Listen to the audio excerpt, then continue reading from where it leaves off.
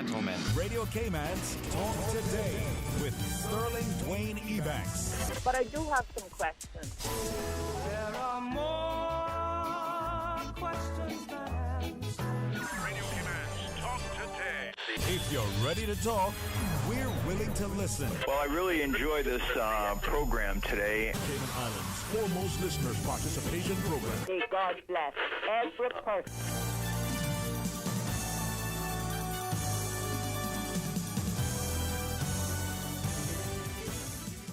Hey, good afternoon and welcome. Thank you so much for joining us here on another terrific Thursday's edition of Talk Today. As we invite you to be a part of the discussion, Ms. Michelle Scott, the manager over at CUC for Customer Services, joins us. We're going to have a chance to chat with them about what's going to happen in the summer.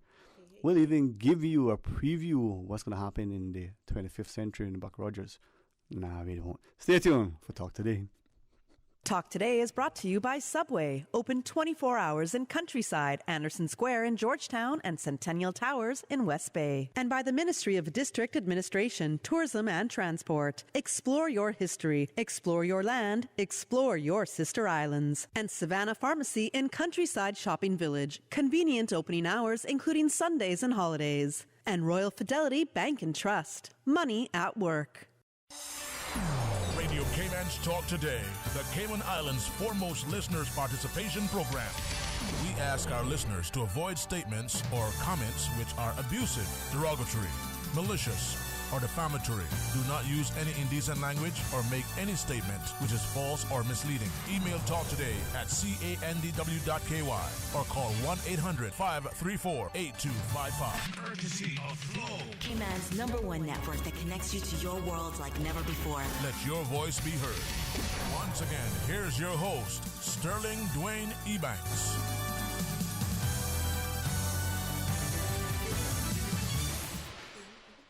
Hey, good afternoon and welcome, and thank you so much. It's really, and I hope Miss Michelle Scott will allow me to say this, it's always so wonderful to sit across the table from people who are not only competent and committed to their jobs, to have that incredible professional ethos, bring a warm, inviting smile to their jobs, to their colleagues, to their customers, to the entire community, and it makes you realize how much potential we have in the community. So welcome, good afternoon. Thanks for sharing with us. Yeah, thanks for having me. I was just speaking to one of your colleagues and saying, you know, it's so critical that you love your job and respect the organization you work for, and I do. Yeah. So I wake up happy to go to work. You know, and maybe I might share with you on air what I was sharing off air, but you are right. Having a company, colleagues that you enjoy working with, a job that you like. If Joel Wilson in particular does not mind me highlighting him too much. Here's a guy, now when I was joking, said Joel get a life, he said this is my life, but it is true, this is what he does, who he is, and to see him here. Now I've come in a couple of times and he says, okay, why are you here? You have a life. Yeah. I'm thinking I did, but he's here. He's always, working on his next production. He's always looking at, how he can, but like Susan, like JJ, like everybody else, we love what we do. And it shows, right? Yeah. And where you work is where you are, 80% of your life? Yeah. I made a point way back when that my office is only going to have whatever's in the office. No pictures or anything. No plants, nothing. Really? Nope. Because then I probably would never leave. Okay. Think about it, right? I understand. Yeah. I understand. And besides, if they have the cart out, it's only you. You don't have to get a pack up a box and just leave it all there. Well, I have plants and I have pictures, so... Most people do because, as you said, 80%. It's my second home. Yeah. It is my second home. You spend a lot of time there. Yeah. I mean, I have to say our company goes out of their way to be a good employer. In fact, I think we won the award for Best Employer in 2019. So it shows. Yeah. It shows. And I think that's one of the things when you have an organization, your employer looks out for its employees. The employees feel a camaraderie, amongst each other, and feel like the company has its back. And so it's probably challenging at times when you're in such a power position. No play on words there. Not at all. Not at all. Imagine if I was smart. Well, I mean, you raise a good point. We we are the only electricity provider in terms of providing service. We are not the only generator of electricity. So let me be clear on that. There is a solar farm. There is privately owned solar, as well as there are a few windmills out there. Yeah. And as you know, there's the new waste to energy plant that's going to be coming online. So there is electricity being produced by other entities and sold to us that we in turn sell to our customers. But we are the face of electricity, and for that reason, I feel like the expectations are high. Yeah. And we try to meet them. I mean, look at maybe but for last night, but 2 evenings prior, at different times, or maybe even 3 evenings, power in certain parts of the Grand Cayman in particular were interrupted for an hour or a bit, and the young people in my midst quickly went online and looked at the grid thing and the map, the outage stuff, map. and I'm like, I was on the phone. Who do you call again? 9451 CUC. Hello, Johnny. We have an outage map, and it shows what areas are out, expected duration of the outage, and also, how many customers are experiencing an outage. So I don't know if you remember, we had a lightning storm about a week ago. Was that about a week ago? The 24th. I mean, there were so many lightning strikes, and of course that impacted customers' electricity. But our map will show you who's out. Well, if you would allow me, and I always believe that people at the top sometimes they take a lot of credit, they get a lot of accolades, and probably deservedly so. But for me, it's the people who do actually do the work that we see, and not just the brain power, but they have the physical. And your linesmen, for instance, or lineswomen, your personnel. I like that clarification there. Thank you. I know a couple. They're fully adorned. We're visible. But wind, rain, it's boiling sun. It's late in the night, early morning. They're there, doing stuff. That's right. And I don't know, man. It's commendable. It is a 24-hour job. And so I don't do the hard stuff. I'm here to talk to customers. No, not what those guys and ladies do when they, they're up in that bucket truck, they're climbing that pole, and it's hot outside, and they're in long sleeve shirts because those are, flame rated so that if there's any fire, their skin is protected. But it also means they're very hot, right? And very fashionable too. I mean, exactly. I think our team looks amazing. Yeah, I must say, man, I'll take my picture one time and post it to my Insta very soon with those guys. Good, good. Ms. Nichelle, we do have a caller. You want to just join the call and see what our caller is asking? Now, if you call in to ask what lunch we want, I'm going to get God's Willing Stew Turtle tomorrow from Amelia's and maybe Concon's on Saturday. I don't know what you want today, but... I'm on a diet, so grilled shrimp and some salad, please. Well, they have lobster tomorrow. I'll do it. Amelia's Kitchen. That works for me. No Perfect. butter. No butter? All right, well, that's the place I'm going to be at. But let's go to the phones right this minute. Sure. Hey, good afternoon. Welcome. Thanks for calling. Yes, hello? Hey, Good afternoon. Welcome. How are you today? I'm doing great. Thank you very much. Just a quick comment, and I even have a question. I hear about, the company is actually who they hire, who the employers are. And to drive those people, you need a leader. And that lady that is talking to you, she's a leader. She is a fantastic boss. She was my boss for a while. I miss her. Hi, Becco. I wasn't going to say my name. Well, I did, sorry. I was going to say your name either. But I do. And I won't call you by your name. I do now work for a great company now, and have a great boss. But Nichelle is a leader. She actually makes people want to do the job. And CUC is very lucky to have her over there. And I have to say that CUC also treat their employees very, very, very well. Thank you so much for calling to say that. Thanks, man.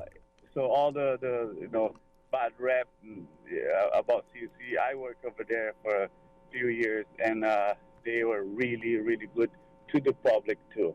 Yeah. Where they made a lot of sacrifice over there to actually help some people that need it. So it's not about cutting their power off or things like that. So I kudos for CUC to been doing a good job all these years, and Michelle for being on top of being a beautiful lady. Have a great family, because I know her family and her husband and the children. But she did a fantastic job. Yeah, man. Thanks for sharing that, man.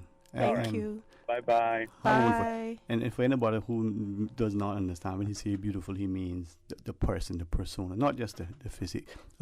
When we say you're a beautiful person, and you are, that shine lights up in the room. As he said, the husband, the family, really feel great. But he's right too.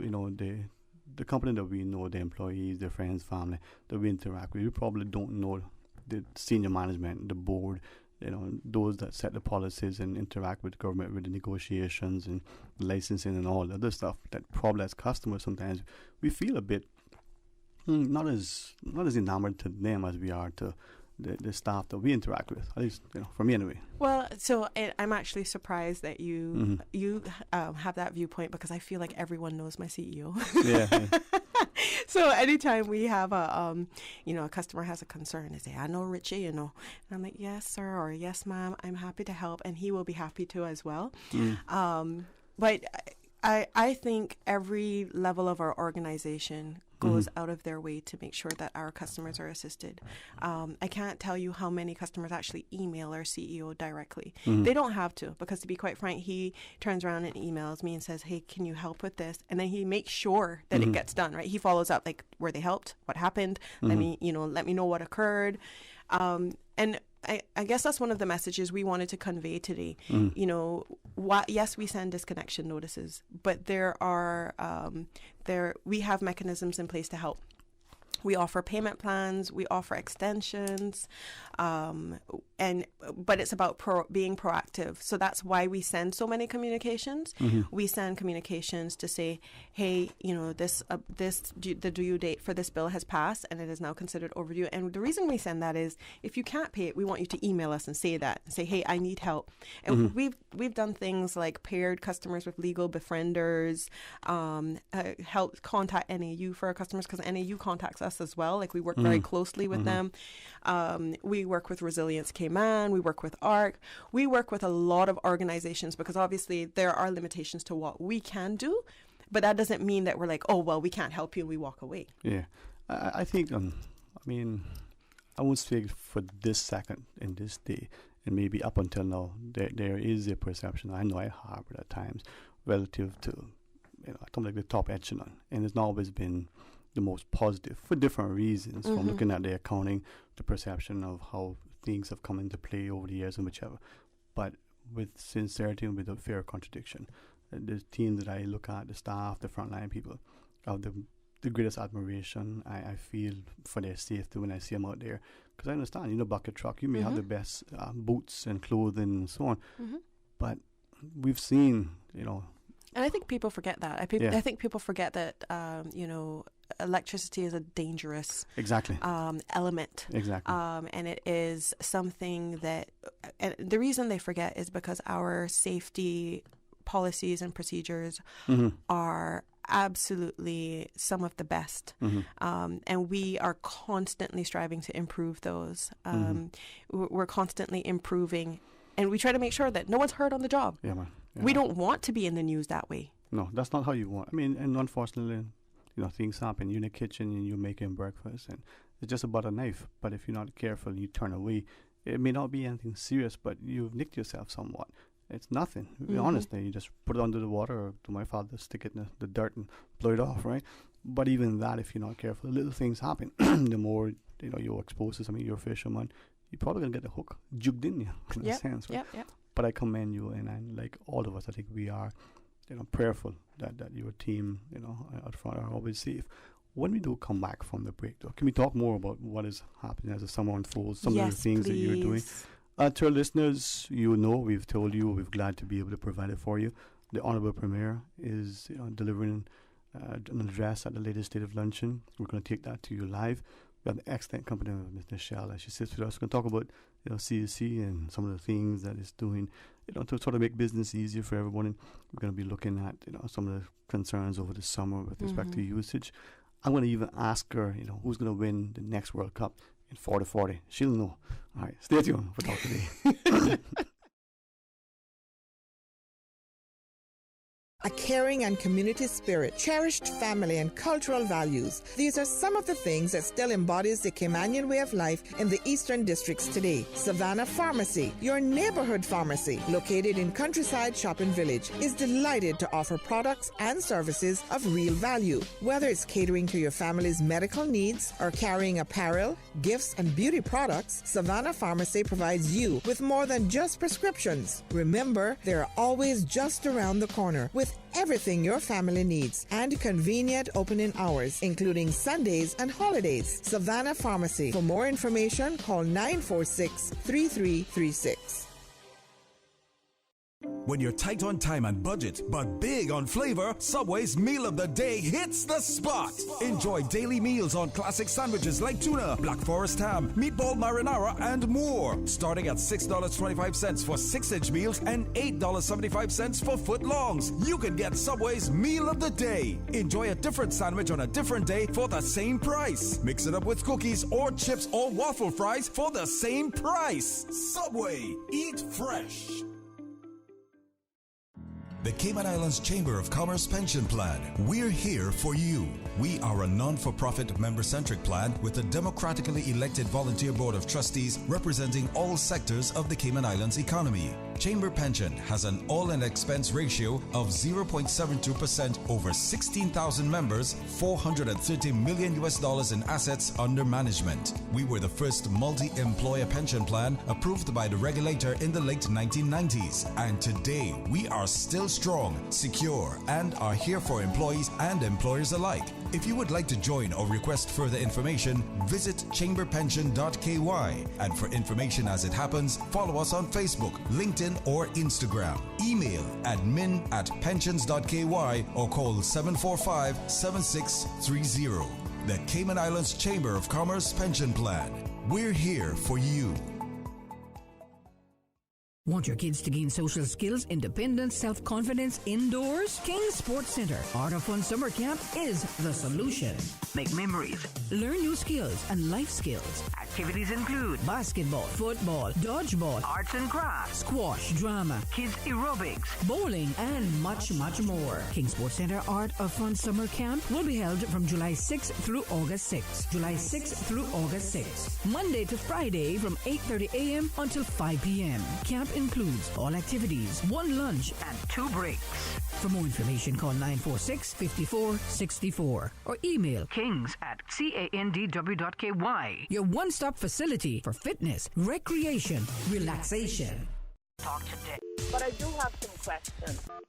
Talk today. Cayman Islands' foremost listeners participation program. Talk today. Because there are more questions than answers. What the public is saying. Waiting to take your calls right now. Sterling Dwayne Ebanks.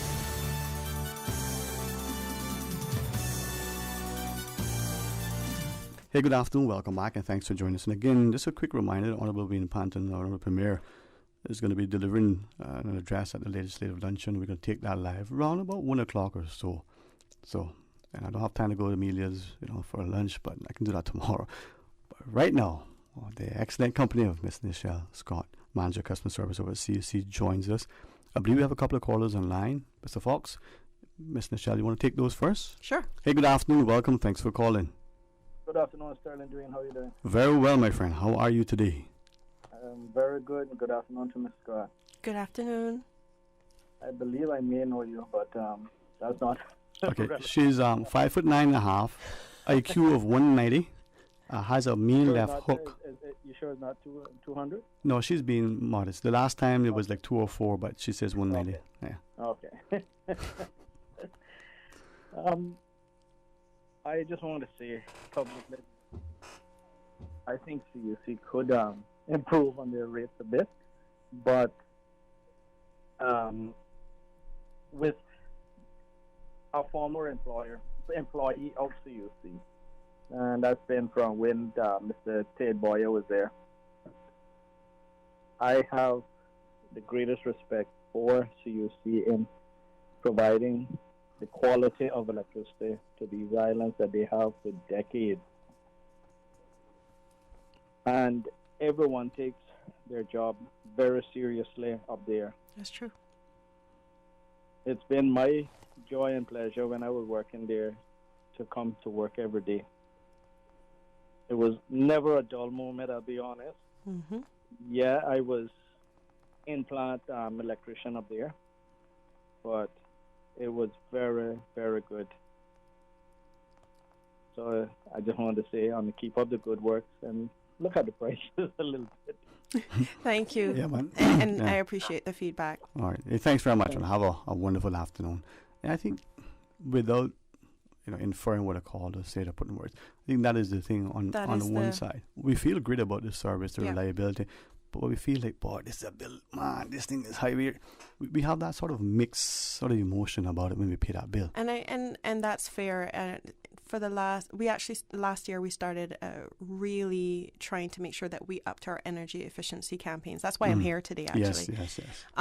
Because we did a lot of analysis, because obviously that is the number one feedback from our customers, that hey, we love the service but the prices are high. And the analysis revealed to us that the smaller houses were paying more for electricity, so they were actually consuming more on average. Obviously, I'm averaging this out. This is not everyone, but they were paying more per square foot than the larger houses.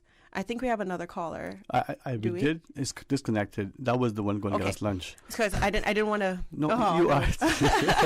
I didn't want to go off on my spiel and have them waiting. No, thank you very much. You're so considerate. Thank we you. did tell you we had two. I didn't tell you that one decided to. What it was, they were calling. They said, "Is that normal?" I said, "No." So where that comes from, it really comes from the way that a house is built. So I had a call this morning from a mutual acquaintance that an acquaintance I should say, sorry. I don't know if it's mutual, but knowing you know everyone. But she was saying, she told me to you. She has a brand new house, and she was saying, my bills are this on average because the house was built so efficiently, that we're not seeing above the certain price. And what we're realizing is, some of the properties aren't being built in that manner. And I feel it. Yeah. Okay. So I say this at every opportunity. There is no individual, that includes our CEO, who receives a discount from electricity. No one. Zero. Zilch. No one receives free electricity. And that's because how are we going to understand what our customers are experiencing if we are not receiving the same bills, if we're not seeing the same consumption? So right now, I'm like, what can I do to change? My kids are home for summer. Yeah. What can I fix? And there are lots of different things. So, for example, my air conditioning needs replacing. And it has needed it for a while. It's just not in my budget right now. Yeah. You like the rest of us, huh? Cut a seal according to our cloth, huh? But what it's doing is it's still impacting my budget because it's operating so inefficiently that it's causing my electricity bill to be higher. So that's number one. You need to have your equipment maintained. It has to be serviced. But one of the things I keep hearing, and I got a call for like this just yesterday, and I'm telling you, every summer, I get at least 5 of these calls a day. Yeah. I haven't done anything differently, and my electricity bill has gone up so much. And I keep having to explain to customers, and and this was something I didn't know until I worked there. You might still have your thermostat at the same, because AC is 70% of Caymanion's bills. Yeah. Just so you know. Yeah. But if your thermostat has not changed, but the outside temperature has changed, your air conditioning is working harder to provide that same temperature inside than it was, say, in January. When it's a cooler temperature outside, okay, so the ambient temperature, all right, so that makes it harder. Okay. Yeah. And I reached out, thanks for addressing that, because I reached out to a gentleman that I think is an invaluable resource. He just, just knowledgeable. I mean, I've always experience with him, wonderful counsel, amazing. He shared the same thing with me. Because that's a complaint we have. Yes. Summers is harder and our bill automatically goes up. Yes. So that's part of the explanation. It's part of it, yes. I mean, obviously, one part of it as well that's a big part of it. So I want to be clear that the amount of air conditioning we use in Cayman is actually higher than the norm in the Caribbean. So if we can't quite compare ourselves, like, I go to visit family in Jamaica, they don't use air conditioning. But the difference is they're not a flat island. So they have mountain breeze, they have cooler temperatures. I see you want to say something. Yeah, Tell me. thank you. No, I was just thinking back, and this isn't this year or last year, and these are only 2 examples that I know intimately. Tell me. One was a relatively long time ago, and a similar thing more recently, but not as detailed, and I don't have as close a connection to it. But in that instance, way back when, the particular family was absent from the island for the entire summer. The refrigerator was on. There was one light that I would turn on and turn off, or check it was on and off, and no air conditioning. And their electric bill was the same. There was like a $10 difference. I mean, $9 and some cents. I remember it because I had to check and I went to pay it. Did they reach out to CUC? And they reached out to CUC, and 2 things transpired. And like I said, I know this firsthand without question. Okay. One was a comment from the nice, wonderful lady with the beautiful silver hair and that disarming smile. Just says, he said the house is locked up. The fridge got to work harder to stay cooler. In a sense, it sounds good, but I'm thinking we go fishing. We got a nice SSI cooler, and we got a little cheap one that is barely made of styrofoam. Even that one that is not open keeps the ice a little bit okay. The other one's open all the time, much better insulation. That's okay, all right? But the bill should not have been that. The other thing that was more egregious was the suggestion once we elevated it up. We don't know, as you see, that what you're saying that AC wasn't on, is true or not, inferring that, you're making a statement inconsistent with the truth, but not dare say you called a person a liar. And that has stuck with me from then till now. The other instance was where individuals, as you referenced, or built new homes. I see have LED lighting, installation galore, even that wonderful stuff. Spray foam. That foam blowers and all those guys spraying and and their bills are nice. Yeah. And then incrementally, they're just creeping up. Even when the months are still cooler and getting cooler. And they're like, well, what's going on? To the point where when they go to CUC, they say, well, one instance, this professional shared, CUC came out and said, nope, got to be something wrong with your meter, and changed the meter out countless times. You got to be doing something wrong. Those little stories that you hear now and again create that little disconnect that we have. You are absolutely correct. So, obviously, I can't. No. It's just a. No. I'm saying we can't control the discussion on every end. Right. But what we've tried to do now is we have the ability to see the consumption for each of the meters, and we're able to give that feedback. Right. To say, so for instance, we had a customer who said, no one's home. Why is my electricity bill so high? And we said, well, we can see that the electricity, the consumption actually increased from 10 a.m. to 3 p.m. on these days. In fact, we can see it just turned on again at 10 a.m. And they were able to say that, their son had been going home in the days, even though he didn't live there any longer. But monitoring expense, okay. Right. So that's something that's relatively new in terms of your first experience that you relayed, right? Yeah. In terms of our ability that came with our smart meters, right? Yeah. In terms of the increasing costs. So that was the second item that I was going to speak about today. Yeah. It's about monitoring the fuel rates. Fuel plays a large role in terms of the final bill amount. And for that reason, we put a tracking on the website so that you can see what the rates are. Yeah.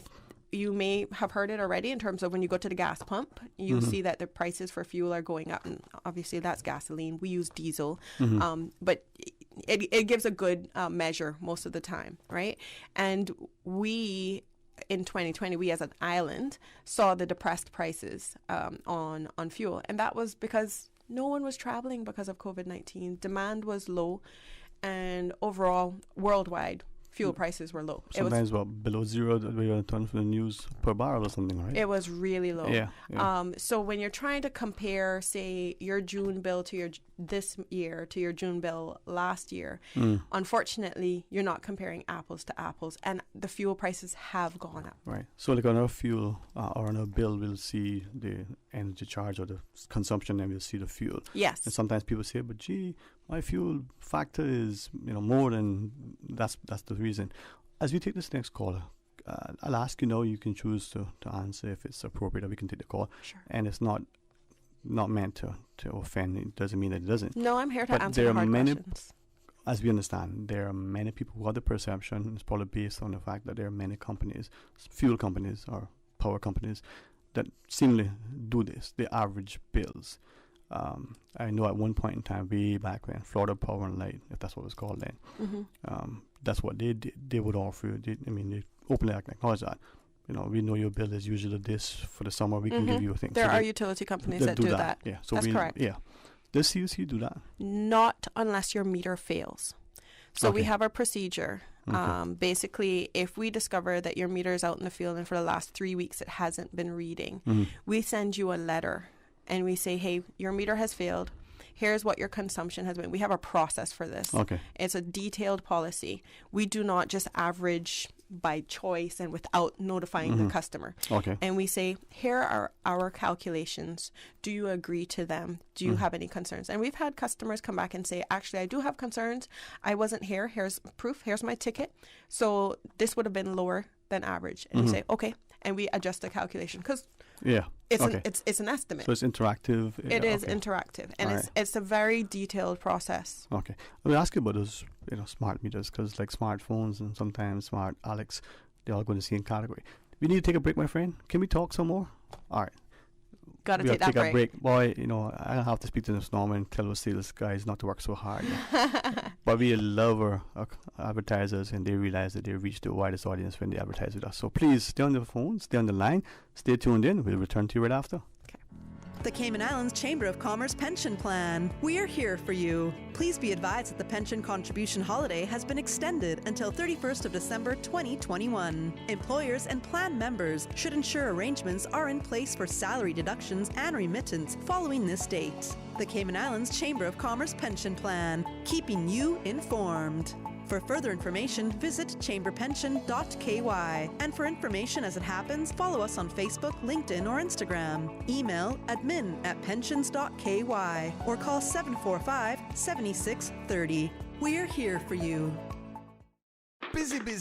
Feel like there's not just enough hours in the day.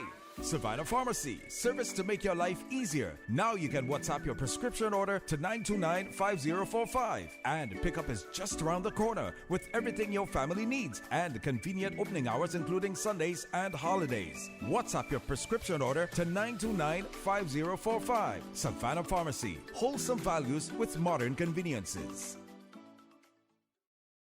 Freedom, Cayman Brack.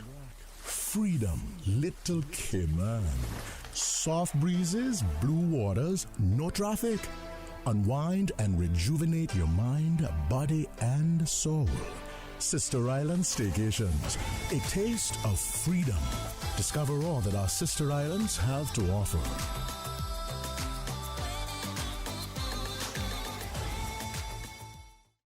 The HSA Specialist Clinic has relocated to a new, modern, state-of-the-art facility at Smith Road Center to offer you a better patient experience. Receive care from top specialists in chiropractic, complementary and alternative medicine, neurology, ENT, urology, pain management, and more. Our orthopedic and telemedicine clinics remain at the Cayman Islands Hospital campus. Please remember to bring your own face mask when visiting any HSA location. Visit our website, hsa.ky, to learn more. At the HSA, you matter to us. Talk today. But I do have some questions. Talk today. Cayman Islands' foremost listeners participation program. Talk today. Because there are more questions than answers. What the public is saying. Waiting to take your calls right now. Sterling Dwayne Ebanks.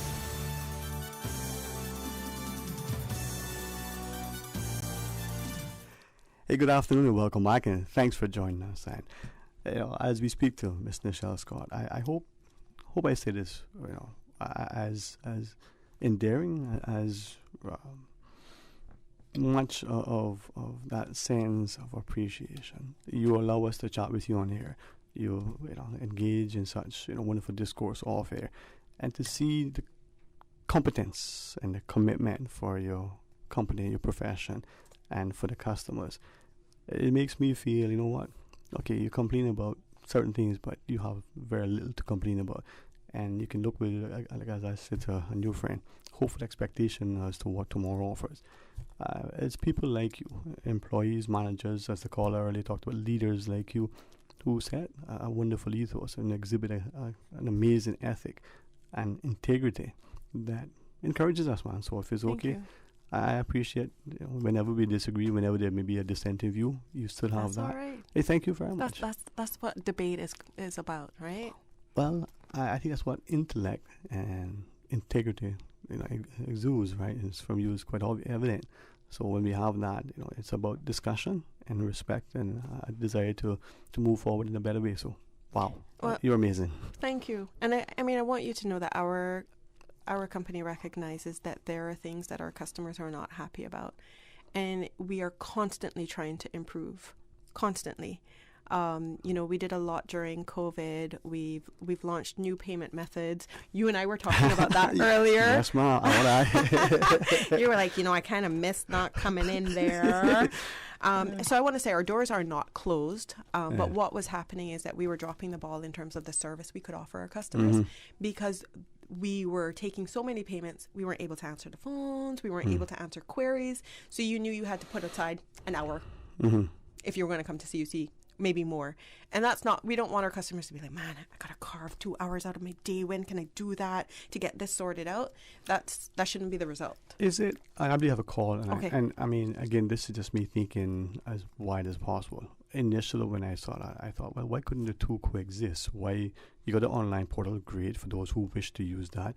You can have these other payment channels, whether it's the gas stations that we use now, but you could also have in office place, right?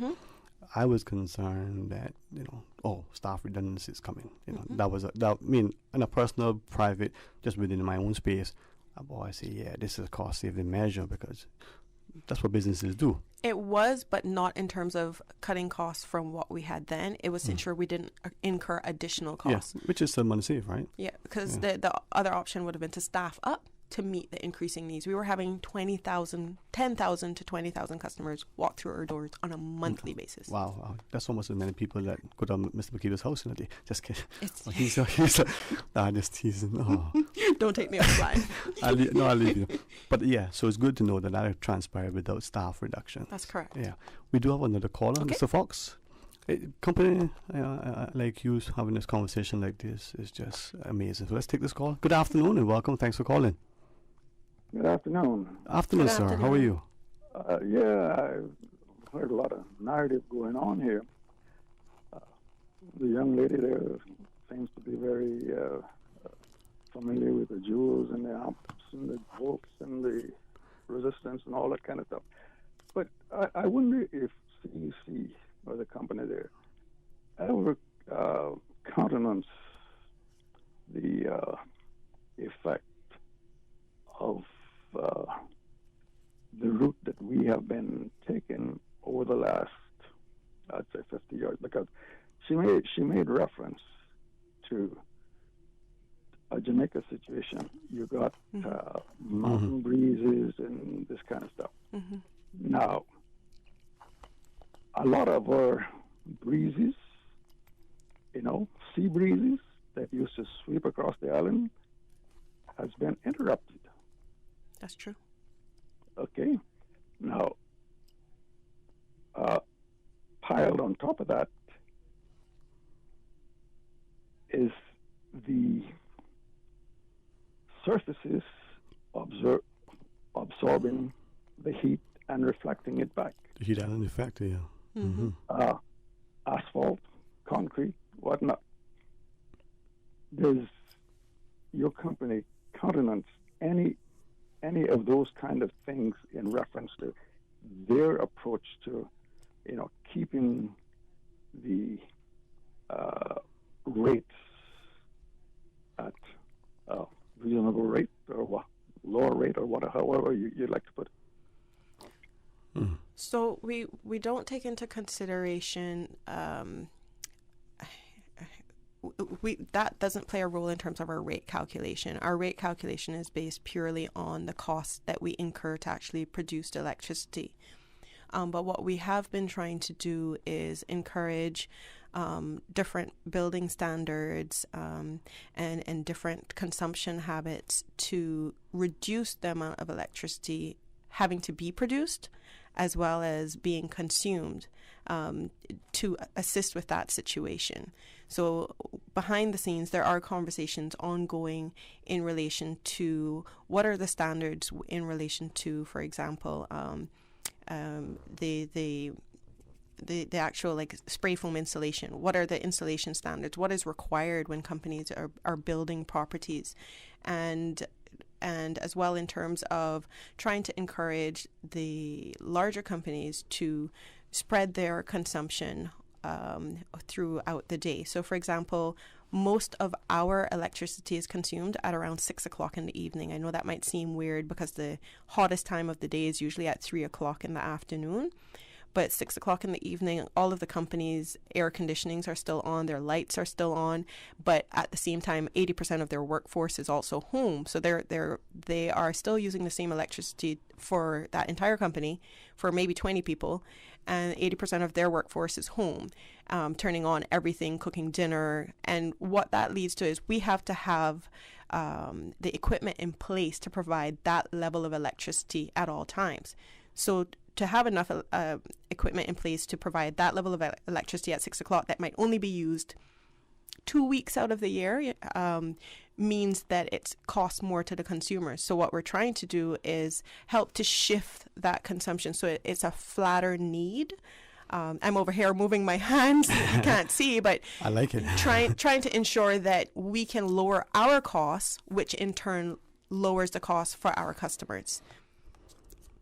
Well, I kind of switched to another aspect here. How zestful are you all in capturing the solar energy?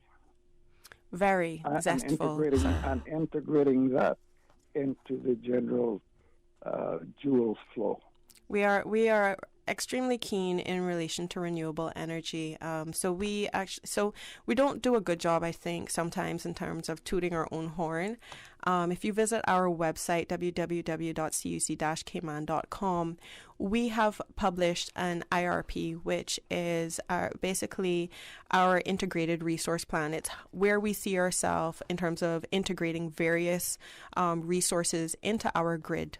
Over the next few years. So we do have a plan, but every plan that we have to propose to the regulator first, get that approval, and then get it going. So we actually did propose it to the regulator. They approved the plan, and then now we put forward the projects for them to review and approve. Okay. How about wind? So wind is a bit of a struggle because we're so flat, sir. So for the same reason that we don't receive those same sea breezes, we also struggle to find the right spot for a wind farm that does not interfere with the Doppler or the flight paths. So it has been investigated, but we are still looking at it. But solar is definitely a more viable option. Well, have you ever considered putting a small wind farm out on the beach? Okay. I don't wish to interrupt you, and I think if Mr. Shell would accept the invite to join us again, because this just shows how engaged our customers want to know how willing CUC is willing to share, at least. And if I could say to the caller, obviously I can see that I'm running out of time, but if you have additional questions, you can feel free to call us at 949-5200 or send an email to service@cuc.ky. What my team cannot answer, they will send on to me, and I will engage with you directly. Okay. And I do apologize. I'm sorry. No, that's not her fault. We know that the Honorable Premier is going to be making their address, I'm told. He's more important than me. No, he will tell you. Which I completely agree. Yeah, he will tell you are more important than him. He's a very humble gentleman with great humility. We do have the legislative luncheon. The Premier's address is imminent. And despite all the transpires, we would like to invite you back, whether it's part of others. We can talk more about stuff. We can talk about solar. Sure. This is a partnership. But yes, it is. If I may, echo the sentiments of those callers earlier, especially the gentleman, you are a great lady. You remind us of the greatness that we have within our community. Thank you. Let's leverage our resource, and as you hold your head high, may you continue to excel, achieve great success, but not just in your workspace, but in your your personal space. So it was an honor, ma'am. Thank you. It was a pleasure to have the conversation. All right, we're gonna pause this discussion, but pause in this discussion and extend invitation for Ms. Nichelle to join us. Let's just go to join the Honorable Premier. I think that is about to start imminently. Stay tuned, and if anything transpires, we're going to be here. The jurisdiction will need to agree on its final policy on vaccination for visitors, as well as new and current work permit holders, and determine the implications of these decisions. Many countries are not in the same position as Cayman in terms of access to vaccinations. In fact, top countries for recruitment like Jamaica, Philippines, and India are struggling to acquire vaccines, which will present some challenges when employers seek to recruit from these countries. Tourism and health officials will also need to determine the process for reconfirming records of vaccinated travelers, particularly from the US, our top destination for visitors, which has yet to confirm an authenticated process for persons who have been vaccinated. These challenges can be overcome, but it will take careful planning by the government and the cooperation of the private sector to develop a policy that is reasonable and effective. We certainly look forward to the Premier's address, which I'm sure will provide us with an update on government's decisions and plans in these areas, including whether or not it will be mandatory for all work permit holders to be vaccinated. Moving now to the Chamber's advocacy agenda, the global pandemic has reshaped economic and political agendas and priorities around the world, and the Cayman Islands is certainly no different. Last month, to better understand the issues facing the main industry sectors, the Chamber's Executive Committee invited the heads of the various industry associations for a consultative working lunch. We asked the associations to share their top issues so that the Chamber could adjust their advocacy agenda and focus on the areas of common concern. Among the top issues raised were the access to and cost of attracting qualified labor, escalating prices and access to affordable construction materials, reopening our borders, increased investment in and promotion of the financial services sector, overall strategy for the promotion of the jurisdiction, education reform, sustainable development, escalating land and housing prices, availability of affordable rental properties, and pension and health reform. There's certainly not enough time to address each of these areas, but I would like to offer some comments on pension and health insurance reform, the importance of the financial services sector, investment promotion, and education reform. The private pension system was launched in 1998 to kickstart retirement savings for Caymanians and residents. Up to that point, only Caymanians working in large firms or employed with the public sector had access to pension savings accounts. So most people relied on government or other investments to supplement retirement income. It was known at the time that the private pension system would take many years to build up enough money to become a true vehicle to provide full retirement coverage, particularly for persons who join the system in the latter years of their employment. Last year's pension withdrawal demonstrated the success of the system, with nearly $500 million being readily accessible by the members of the various plans. The withdrawals provided much-needed supplemental income for many persons who were facing economic challenges as a result of the pandemic, and a much-needed boost to our local economy. The withdrawals have, however, placed the Cayman Islands in a challenging position of determining what measures to enact to replace the money that was withdrawn. Last month, the Chamber's Executive Committee met with a group of pension plan providers to discuss this situation. They presented a series of recommendations that the Chamber plans to share with the Minister for consideration. For many years, private pension reform has been necessary and advocated by the administrators, and it is therefore hoped that the current situation will lead to some practical decisions to revise the National Pensions Law and regulations, as well as the investment guidelines, so that the pension system can be reshaped to achieve its intended purpose of providing meaningful retirement income when it's most needed. Moving now to health insurance, The escalating cost and limited choice of health insurance providers is creating significant duress in the private sector, and especially among persons who have reached or are approaching retirement age. Last week, a Chamber Small Business member reported that their premiums had increased by more than 50% year on year. That increase for 12 employees reportedly added $100,000 in additional cost to that business this year alone.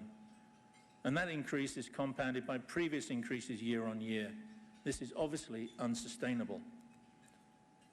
You truly know the system is not working when persons who have contributed the best years of their working life must decide whether they can retire in Cayman or have to move to another jurisdiction because they can't afford the health insurance plan. The Chamber plans to meet with the Minister responsible and the industry stakeholders so that we can work together to hopefully develop some reasonable solutions to address this very serious matter. Turning now to financial services. Financial services sector is one of the key pillars of our economy, but during the pandemic it became our main pillar.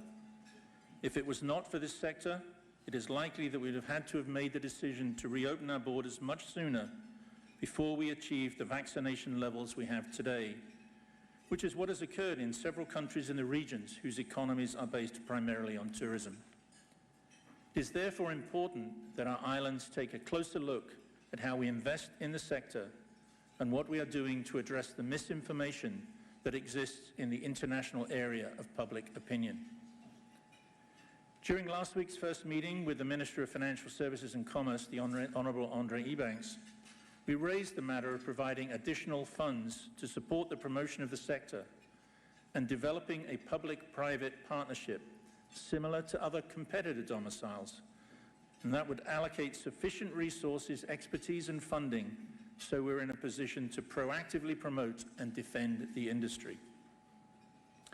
During recent meetings with Cayman Finance, we learned that competing jurisdictions invest millions of dollars in promotion and lobbying in order to protect and grow the industry sector. We therefore look forward to working with the Minister and are encouraged by his initial supportive comments. On the subject of sustainable investment is what it says here. Later this year, the Chamber will be sending a delegation, we hope, to the World Chambers Congress in November in Dubai. We will join chambers from around the world that gather every 2 years to share best practices to promote their jurisdictions.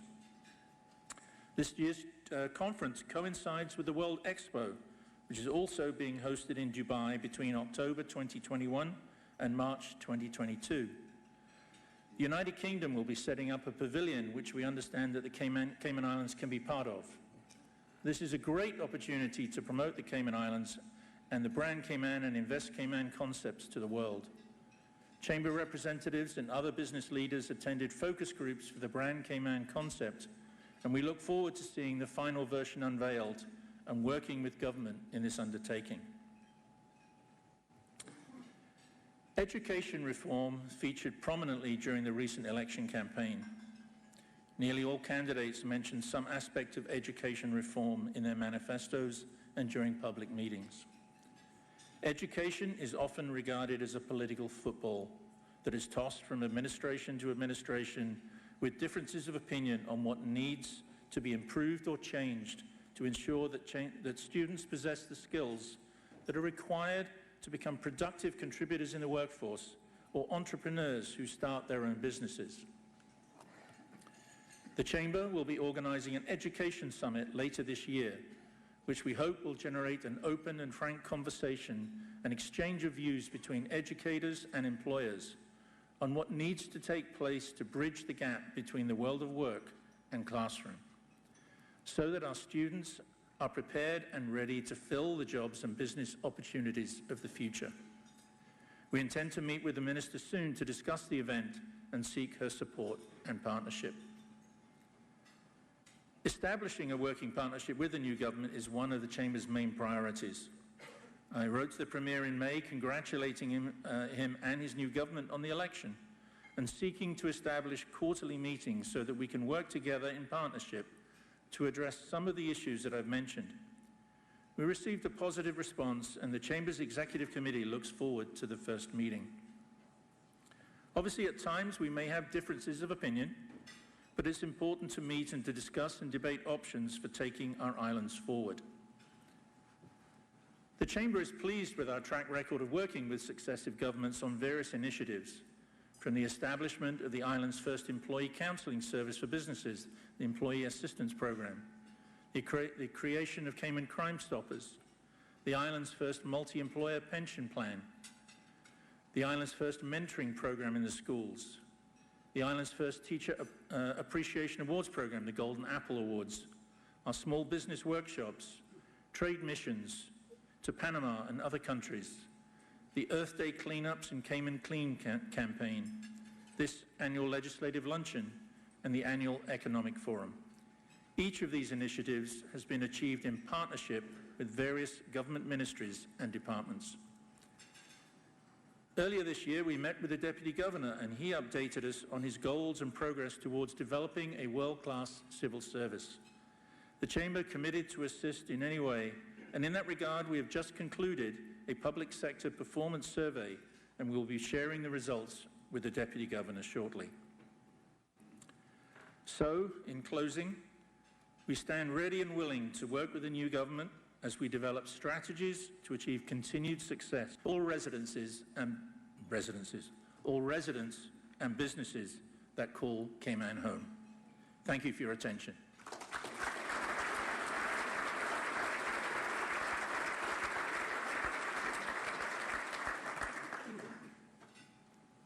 At this time, it's my pleasure to introduce our esteemed Premier, the Honourable G. Wayne Panton, JP MP.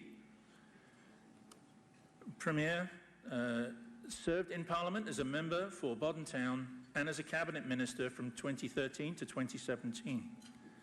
Following the 2021 election, he was re-elected as a Member of Parliament for Newlands and was sworn in as Premier on Wednesday, the 21st of April, 2021. Mr. Panton was born in the Cayman Islands and grew up in Newlands, Grand Cayman. He attended Cayman Prep School and subsequently what was then the Cayman Islands High School. Following graduation from sixth form, he attended the Cayman Islands Law School and joined the firm of W.S. Walker & Co., obviously now Walkers, as an article clerk. After qualifying in 1988, he joined Walkers as a corporate and trust associate. Mr. Panton became a partner in Walkers in January 1997. During a period of very significant growth, he had been a member of the firm's three-member management committee, the deputy managing partner of the firm's international structured and asset finance practice, and chairman of the Walkers Group until his retirement in June 2011. He has been active in several professional, civic, district and community organizations as well as statutory authorities. He was president of the Caymanian Bar Association, chairman of the Port Authority of the Cayman Islands, vice chairman of the National Trust for the Cayman Islands, and a member for the Government Shipping Sector Consultative Committee. Mr. Panton grew up on the water, so loves the sea and has logged many miles of open ocean fishing and traveling. His love for the outdoors is also reflected in such diverse interests as diving and flying. He resides in Newlands with his wife, Jane. Please join me in welcoming our Premier.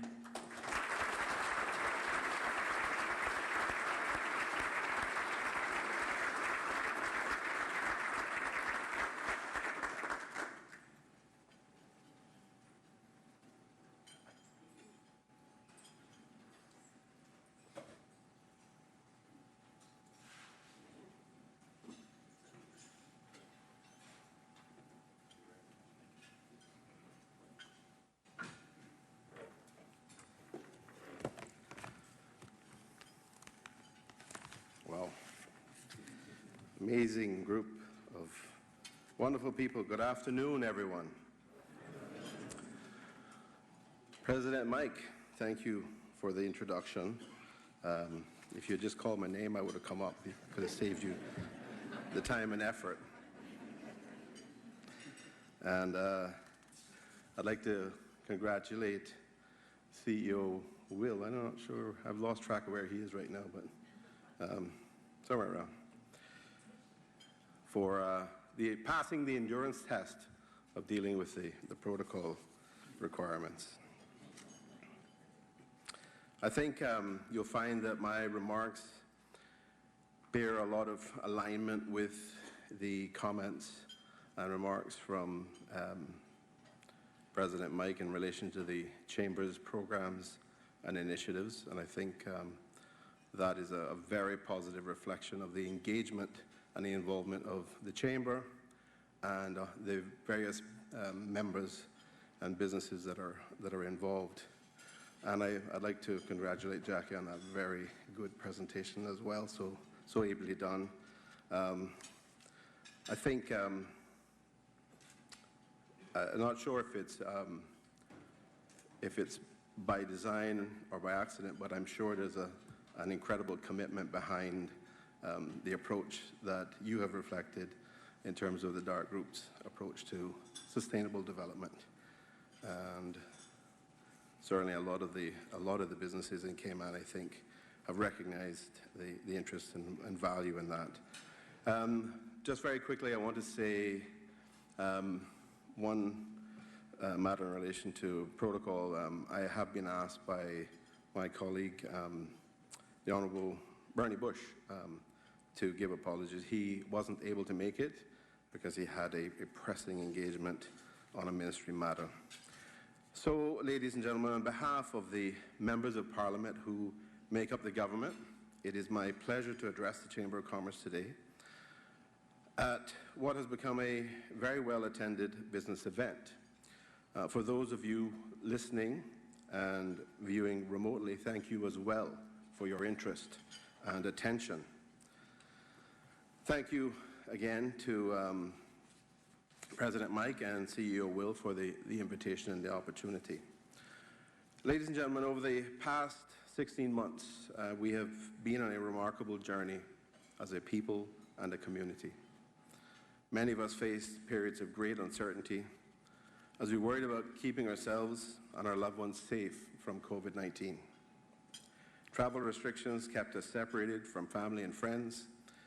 We adopted social distancing, we adjusted to wearing face masks, and threw restrictions on gatherings. And we were prevented from supporting each other at weddings, birthdays, and funerals. And some of you had to face the frightening peril of losing your life's work, your businesses, your companies. You struggled to support employees both here and overseas. You adjusted, innovated, created, and drew on the very ingenuity and drive that made you entrepreneurs in the first place.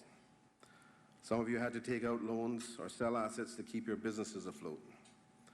Others ran skeletal teams, and some, the unfortunate ones, were forced to close the doors of your businesses. This government would like to pay tribute to the business community for your collective efforts to keep persons employed, keep your doors open, and to maintain your confidence in the Cayman Islands, as you rallied around various community groups to help the most vulnerable and disadvantaged. During the past 16 months, there have been many private sector examples of generosity, service, sacrifice, and resilience. Too numerous to list. But this government applauds you for helping to keep our economy buoyant and confidence in the jurisdiction at an all-time high.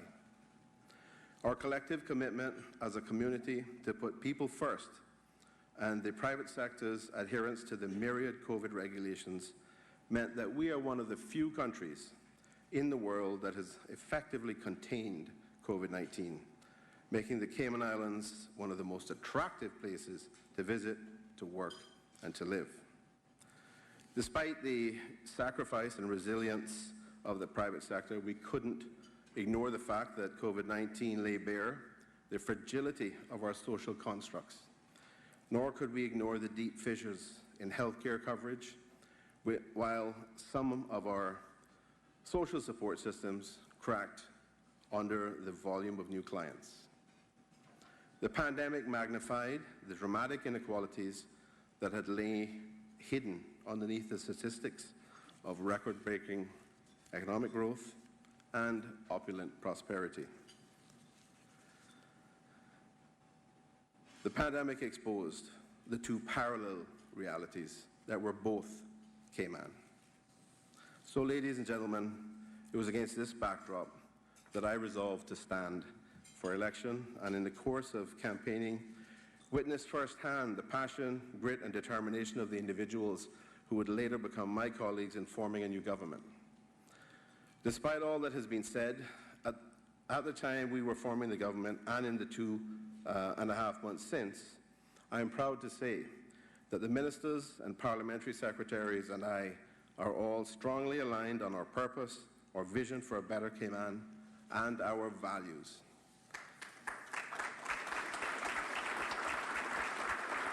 Thank you. We are here to responsibly improve the quality of life for this and future generations of Caymanians. Broadly speaking, our vision is of a Cayman Islands that is held up as one of the most sustainable countries in the world, a trio of islands where all its citizens can thrive, a peaceful and prosperous place known for its resourcefulness, its diligence, its excellence, and its innovativeness. The members of Parliament and I who form the government are, on the face of it, a diverse and disparate group, each from different industries, bringing different perspectives. Yet we are in unanimous agreement about the values that will guide our decision-making. The 4 values that make up the PACT acronym: people-driven, accountable, competent, and transparent. Each member of my government has pledged to be driven by and to be held accountable to these guiding values when making individual and collective decisions for the people of the Cayman Islands. These values constantly come into play, whether we're discussing education, new technologies, healthcare, the elderly and the indigent, all facets of government and life. We need a new way of doing things that will give us new opportunities for our people to succeed. The current model has some broken parts. We need to change how business is done. On the campaign trail, we spoke independently, but once we formed the government, we came together to find that we essentially wanted many of the same better outcomes for the citizens of this country. People-driven, accountable, competent, transparent. These values, our guiding principles, have helped us align our objectives and shape policies, and help when it came time to make the tough decisions on resource allocations.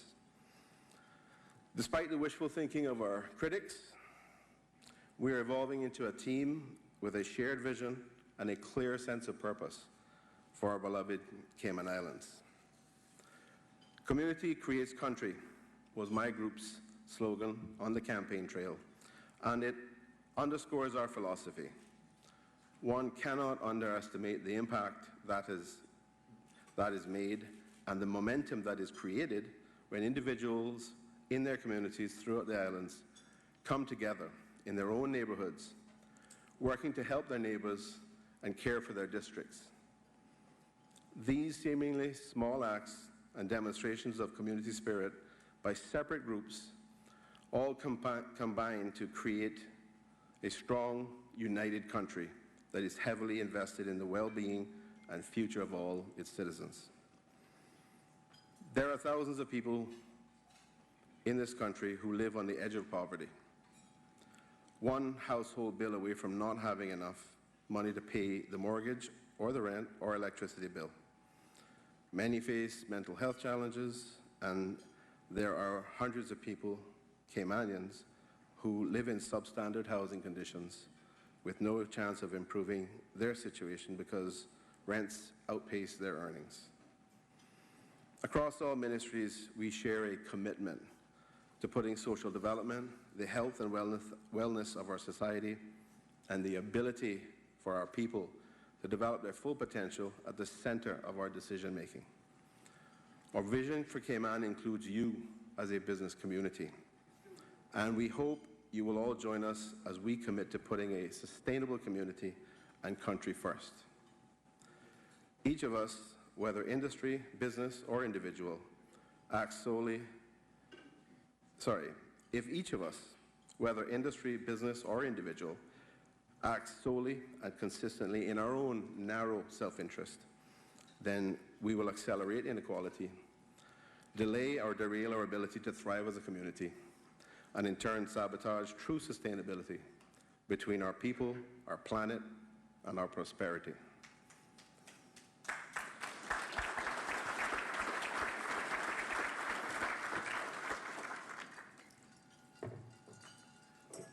Good timing on the applause, thank you. It is no good for a select few to feast if the vast majority suffer famine. The climate crisis, increasing costs of fuel, the increasing traffic congestion, pressures of development on critical natural habitat, loss of indigenous flora and fauna. I'm sure, Jackie, that tree is an indigenous tree, right? Yeah. Perfect. Stony coral tissue loss disease and increased hurricane activity are all very real challenges that we face, all issues that we are finding solutions to address. If we're to make progress in achieving long-term development goals, we must address sustainable development. Climate change is not a standalone issue, and its inherent risks must be integrated into all aspects of development planning. We must begin with the recognition of our vulnerability and challenges, and yes, even opportunities for growth. To quote outgoing CARICOM Secretary General Erwin LaRocque, the Caribbean region is subject to a double vulnerability from external economic shocks and natural disasters. The islands of the Caribbean community see sustainable development as an urgent necessity rather than a politically correct slogan for the future.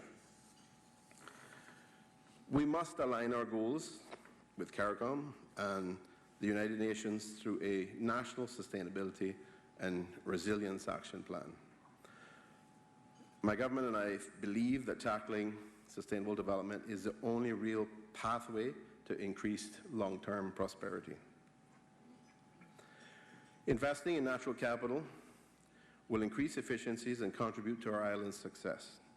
We will foster innovation, attract the right investment, and increase access to additional markets, including renewable energy and ecotourism.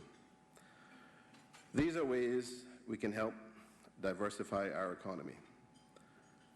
Through increased efficiencies, we can create self-sustaining wealth for the economy, the environment, and the social development for the people of our islands. We need to grow green, in short. I marvel at the way the private sector is leading the way on climate change, but a partnership with the government is required to make significant change.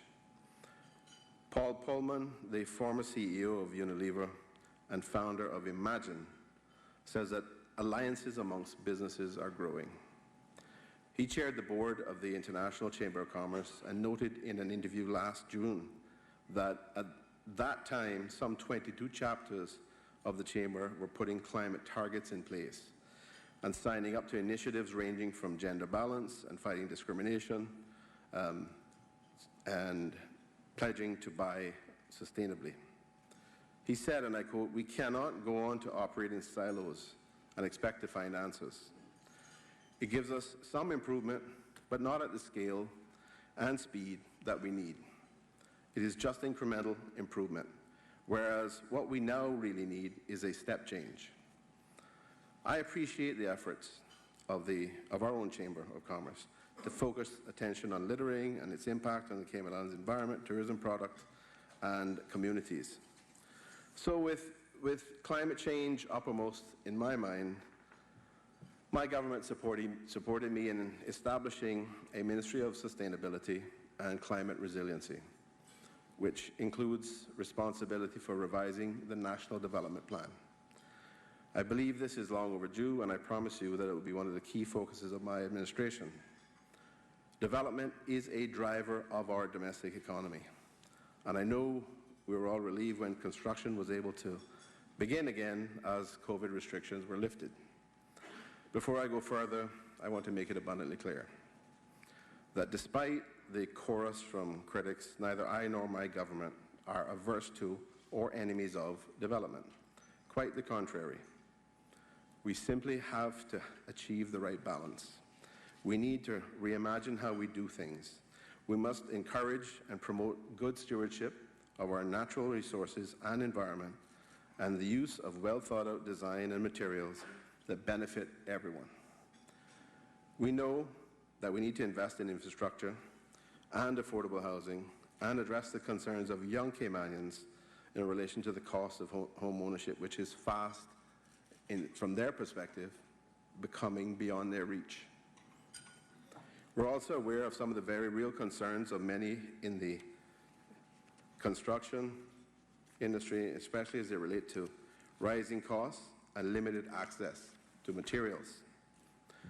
We too feel the pressures of the global trade war between China and the United States, but in many cases, production and supply chains have been impacted by the pandemic.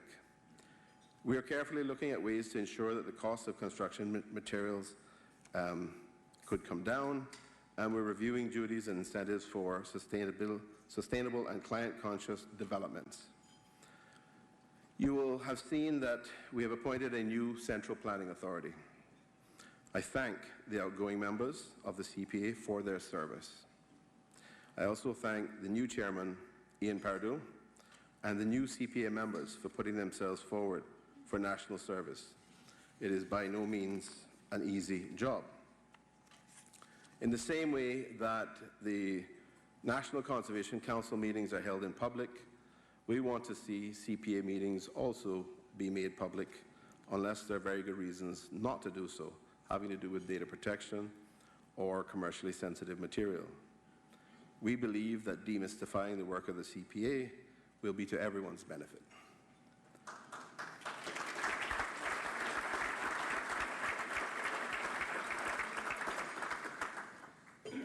One surprising finding when we took office was the absence of data to help inform decision-making. Data is central to our vision. We have found that our country operates with a remarkable lack of data critical to decision-making across all three pillars of sustainability: the economy, the society, and the environment. Simply put, better data means better decisions and thereby better outcomes. As business people and industry leaders, you appreciate the strategic importance of data to manage performance and inform decision-making. This weakness in government is one that our elected officials and civil servants are working to rectify. But here again, we need your help in gathering up-to-date and factual information. Part of that information sharing will come in October, when we embark on Census 2021. As you know, the census was put on hold last year because of COVID. I am grateful that our successful handling of the pandemic is allowing us to proceed with the census this year. The success of Census 2021 requires the successful completion of the census process, and Census 2021 can only truly be successful if the results are credible and accurate. Your participation is therefore essential and will help ensure that we have accurate and complete information to inform our national decisions. Our vision also requires that we be reasonable, respectful, and balanced. Cayman can and must learn from other countries where irrational polarization, dogmatic entrenchment, tears apart families and communities. The recent terrible example of what happened in Haiti must be confined to history and never to be repeated. We must be able to have differing opinions without attacking and eroding the characters of each other. We must be willing to listen to each other and truly seek to understand the opposing view. One of Cayman's greatest strengths is its diversity and our ability to coexist peacefully. It is healthy and normal for us to have differing views and opinions, but we must continue to undergird our interactions with respect for each other. Finally, an important plank in our quest for excellence is good governance. In casting their votes in April, our people demanded good governance, accountability, and transparency. That is what we've pledged to bring to our roles as elected representatives and leaders. We ask that our fellow leaders in the business community also pledge to practice good governance. In working together, we can see the Cayman Islands become the benchmark for excellence in governance. So just what does good governance look like for the private and public sectors? I'll start with my side. We believe that the people you elect to lead our country need to be held accountable. As Thomas Jefferson said, when a man assumes a public trust, he should consider himself a public property.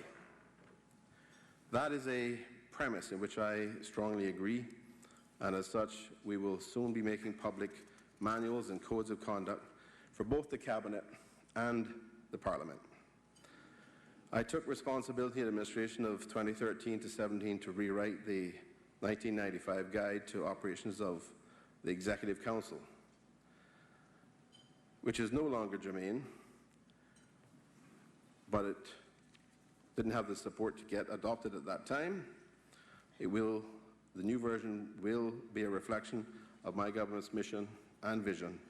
And as I said, these documents will be published for perusal by the wider community. To me, this is a serious matter, and it's a serious part of adhering to good governance and being transparent. People outside the Cabinet don't know what Cabinet deals with. They don't understand the standards. And this helps build a framework of the conduct they can expect from us and that we expect of ourselves. The more we can be accountable to the public, the better we are at transparency. The better we are at transparency, the better we will get at decision-making and resource allocation. Other governments have talked about transparency. We can demonstrate it. We can move forward and make significant inroads in dissolving public mistrust and speculation about what happens in government. We must conduct ourselves honorably. I expect both my colleagues and you all to hold us to that. There is more that we can do. One of the things that has always bothered me about the makeup of government committees, national boards, tribunals, commissions, and other public bodies is a lack of diversity. I am glad that I am now in a position to do something about it across the board, as it is now our policy to ensure all people are represented in these groups, including women, older persons, youth, and those who are differently abled. This shows that all people across the country are represented and that diverse views are reflected as well. Many of you in the private sector are already good at doing this. As for good governance in the private sector, I'm encouraged that there are a number of businesses that I've seen and industries which have already begun to reflect this, including environmental, social, and governance criteria in their operations. Environmental criteria consider how a company performs as a steward of nature, while social criteria examines how it manages relationships with employees, suppliers, customers, and the communities where it operates. Governance, of course, deals with the company's leadership, executive, pay, audits, internal controls, and shareholders' rights. I had an enlightening meeting recently with members of the Cayman Islands Institute of Professional Accountants on this subject, and I think their approach represents exceptional work, so I congratulate their approach and their actions. Merely doing what is permissible under the law does not necessarily mean it's the best or the right thing to do. ESGs are an excellent place to begin when considering incorporating good governance principles in the private sector. I believe that we as a government should consider how to further support those businesses that continue to set the bar when it comes to being good corporate citizens that support Caymanian advancement and that are truly invested in Cayman's long-term success. Working towards our vision, in our first 3 months in office, we have focused on reviewing existing COVID-related regulations and programs to either extend or amend them as needed. We have extended programs that provide essential relief for our people who have been the most negatively impacted by the pandemic. The pension holiday was extended, as were the tourism workers stipend, and the health insurance continuation program. These efforts continue essential support to those without jobs until our economy reopens and provides relief to businesses grappling with reduced revenues. Beyond review and re-implementation of COVID-related programs, the PAC government has focused on the day-to-day running of the government and attention to core public sector activities, while simultaneously developing the Strategic Policy Statement, or SPS, for the next 3 years, as well as crafting key strategic policies for this administration. Specific examples of core government activities include the launch of the National Census, we introduced partnership regulations regarding economic substance to avoid being included in the EU's list of non-cooperative countries for tax purposes, the continuation of national road infrastructure improvements, the addition of new National Weather Service observation stations, and ongoing work and public consultation to remediate and cap the Georgetown landfill. And we're making the Coast Guard a reality as well by producing a bill to formally establish the territory's first Coast Guard, and that bill will go to Parliament shortly, where it is government's intention of having the proposal enacted later this year. No reflection of the past 16 months would be complete without an acknowledgement of the importance of financial services to this jurisdiction.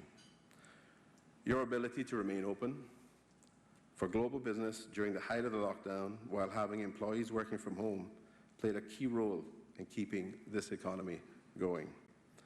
Without hesitation, you too created and innovated, supported your employees, and I believe many of you learned that staff who work from home can be just as creative and productive, if not more so, than being in the office.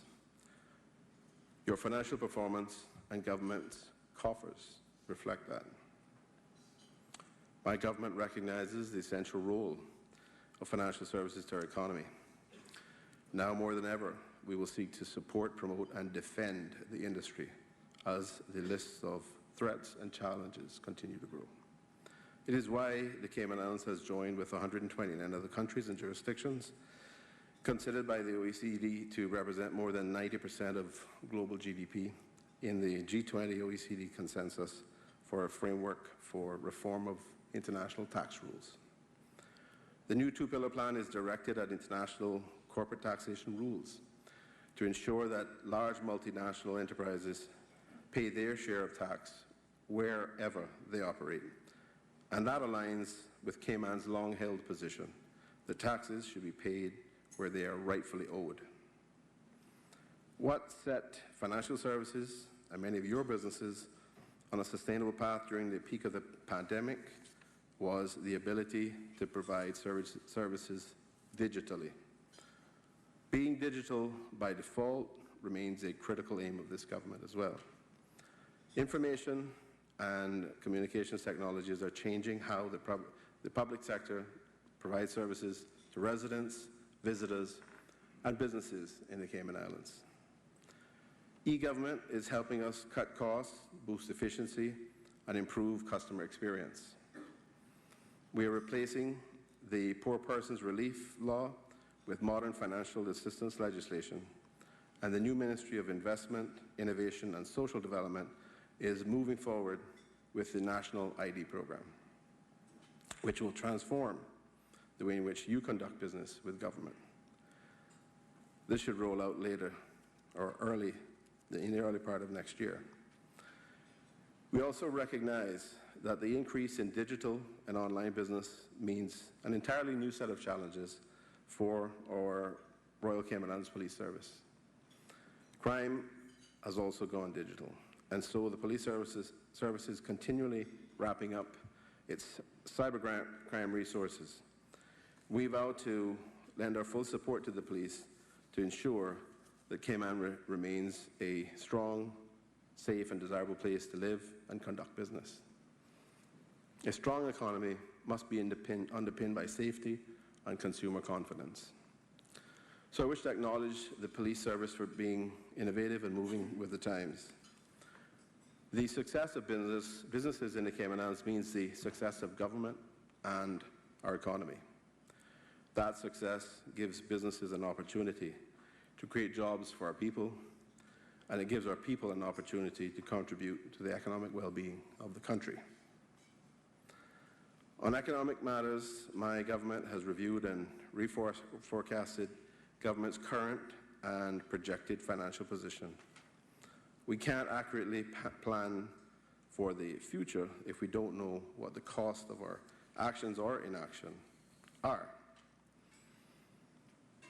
As I expressed thanks to the Deputy Premier and his team for our updated forecast, I think everyone in this room is thankful to the Caymanians and residents of these islands who have kept our economy going by supporting local businesses. I know many businesses would not have survived without citizens shopping locally, taking staycations, eating out, supporting charitable events, and deliberately investing in our economy. Next week, we will table the 2022-2024 Strategic Policy Statement in Parliament. That document provides medium-term economic and financial forecasts for government for the next 3 financial years, covering the period from 1st January 2022 to 31st December 2024, along with government's broad strategic outcomes, which will guide the development and implementation of government's policy during this period. The SPS demonstrates my government's continued commitment to managing public finances responsibly. On the heels of that, my government will produce its first budget. I've taken you through our work since coming into office to build a better, different Cayman where everyone can succeed. The first step in achieving our recovery and larger, long-term goals for these islands must undoubtedly be the safe reopening of our borders and rebuilding of our economy. Key to Cayman's success story is a strong, robust, and diverse economy. We know that, and we understand that we cannot continue without unlocking our full economy. We also understand that we will need your help to get there, and we're asking that you work in partnership with us for the benefit of your businesses and these islands which we all call home. Everything that we do, everything that we propose is towards the betterment of the Cayman Islands as a whole. Just as the business community joined with the government in the suppression of the COVID-19 pandemic, we need you to join us in the rebuilding phase. As we prepare to reopen, let's continue to use this opportunity to build a better tourism industry and to better place Caymanians to populate this industry. Prepare Caymanians to populate this industry and place them. But first, we must reopen safely. And that has always been contingent on us following the science and trusting the medical advice. Let's be honest, many people had their doubts. The previous administration set out a lofty goal of burning out COVID in our community. And yes, I got the phone calls from many members of the community asking me to lend my voice to those opposed to the strict public health initiatives and measures taken. I refused to speak out because I supported the approach taken by the previous administration. But let me be clear, our government intends to reopen the economy to tourism in a safe, responsible, and careful way. And I thank all of those who have contributed to helping the work of government during the ongoing pandemic. My sincere gratitude goes out to all of our healthcare professionals and public health staff at the forefront of testing and vaccinations. Indeed, we all owe a debt of gratitude to the hundreds of public servants who have worked tirelessly during this pandemic to keep our islands going. Our well-being, community health, and safety is a direct result of their professionalism, commitment, and sacrifice.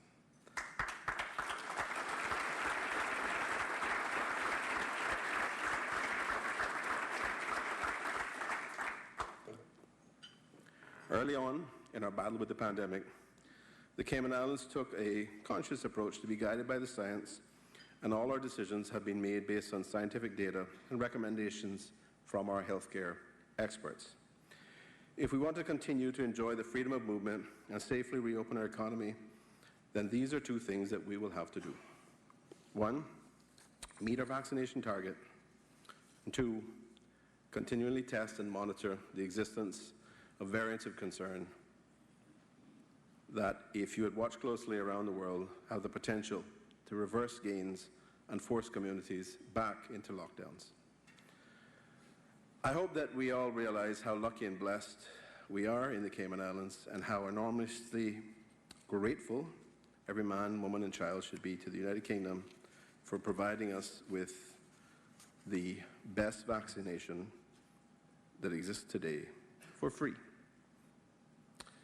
I first heard the expression of going from vaccination hesitancy to vaccination desperation in the context of India, where there was a massive surge of COVID infection. But during discussions recently with CARICOM heads of government this week, it truly struck me how relevant that is in our regional context. Because many of our neighbours, ladies and gentlemen, are struggling to obtain access to a vaccine supply. We have truly been blessed, and thanks to the support of Public Health England and advocacy from our Governor's Office, we have continued to improve our lab facilities and have now taken a major step forward by acquiring the capacity to conduct genome sequencing in the Cayman Islands.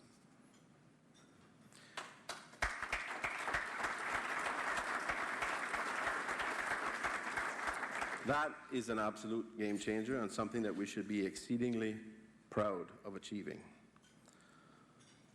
One particular story I pause to highlight is that of a very talented and incredible young Caymanian on the cutting edge of science, whose work is playing a seminal role in leading our charge to safely reopen our borders. Mr. Jonathan Smelly had initially applied to be a medical intern in the emergency department at the government hospital, but his qualifications of a bachelor's in cell biology and 2 masters, one in medical genetics and genomics and the other in systems and synthetic biology, landed him in a forensic assistant role in March 2020, less than a week before hard lockdown was instituted. While working within the lab, he developed a proposal to start next-generation genome sequencing. While the genome sequencing project is focused specifically on sequencing the different strains of the SARS-CoV-2 virus, Mr. Smelly and his colleagues are actively working on implementing medical genetic testing to service the local population. And Jonathan is by no means the only Caymanian in the lab. Beverly Nunez, who started her career in forensics at the Health Services Authority in 2010 as a forensic analyst, advanced in her career and in 2019 became Cayman's first qualified female Caymanian forensic scientist. She is the acting forensic manager and quality manager for the department, where she leads the forensic staff, hires new staff members, and ensures that everything within the department runs smoothly. I'd like to also mention 2 other young Caymanian female laboratory technologists, Nisha Miller and Tanisha Gilbert, who both worked in the COVID lab. They performed the important tasks of preparing the COVID samples for PCR testing and conducting tests with the GeneXpert machine. We're deeply grateful to these experts, and I take this opportunity to highlight the significance of the growing field of science, technology, engineering, arts, and mathematics to our young people. Imagine for a second where we would find ourselves today had these brilliant young Caymanians been discouraged from pursuing their passion for the sciences. Some skeptics would simply say the solution is easy. Just take out a few work permits. Well, that's not a solution. The point I wish to make for our partners in tourism and across all industries in Cayman is that if we can have a Caymanian like Jonathan Smelly conduct genome sequencing, then we must be able to find Caymanians who can manage hotels, food and beverage, or lead banks.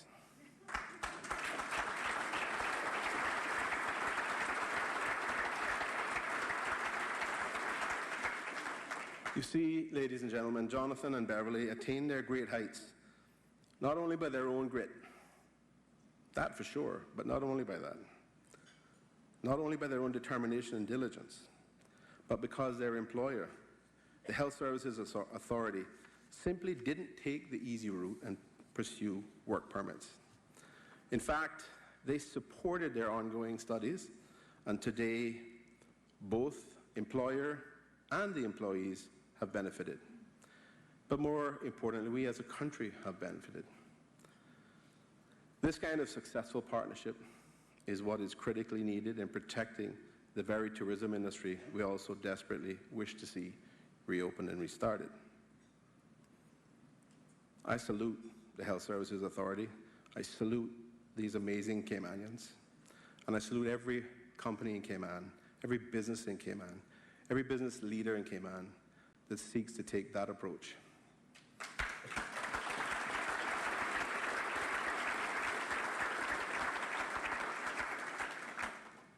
Key to our economic success is maximizing Caymanian employment, both in tourism and across all sectors of our economy. We have the most opportune moment now as we begin to reopen our economy.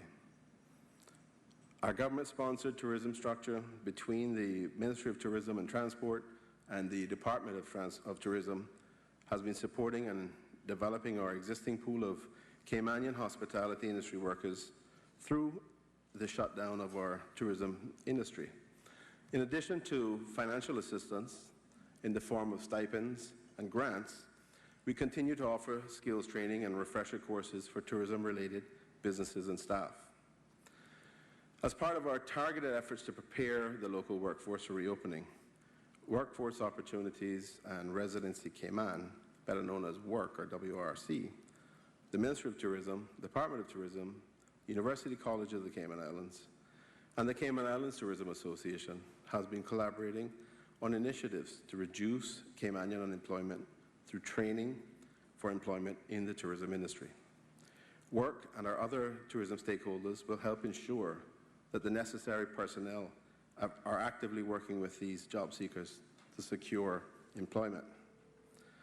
Toward the end of the summer and into the fall, WORK intends to launch a three-level approach, training program that will be geared to preparing Caymanian job seekers for long-term careers within the tourism industry. We are aware of the concerns of business owners that there won't be enough workers to fill available positions once the country reopens. However, we are assured that through our cross-partnership initiatives, there will be many capable Caymanians available to fill these positions. As we head into reopening, we ask of all businesses, but especially those in the tourism industry, to hire Caymanians first. You now have the time, the opportunity, and the incentive to train and nurture Caymanian talent in hospitality. We need to do more than just pay lip service to the fact that we need to empower our own people to have the ability to share in the miracle of the Cayman Islands. Let's start now by truly training up our people so that their future, the futures of their children, will mean they will own as well a small piece of that miracle. It's not the lone job of government, and it's not your job singularly either. It's going to take both of us. You telling government what we need to do to help you successfully prepare our people for the workforce here at home and globally, and government giving you the abilities and tools to do that. Who knows, through the enforced hardship of the pandemic may come a glorious result, the Caymanianization of our tourism product. We have done the research and heard time and again that visitors want to meet the locals of the country they are visiting. This is the time that we can make this go from a wish to a reality.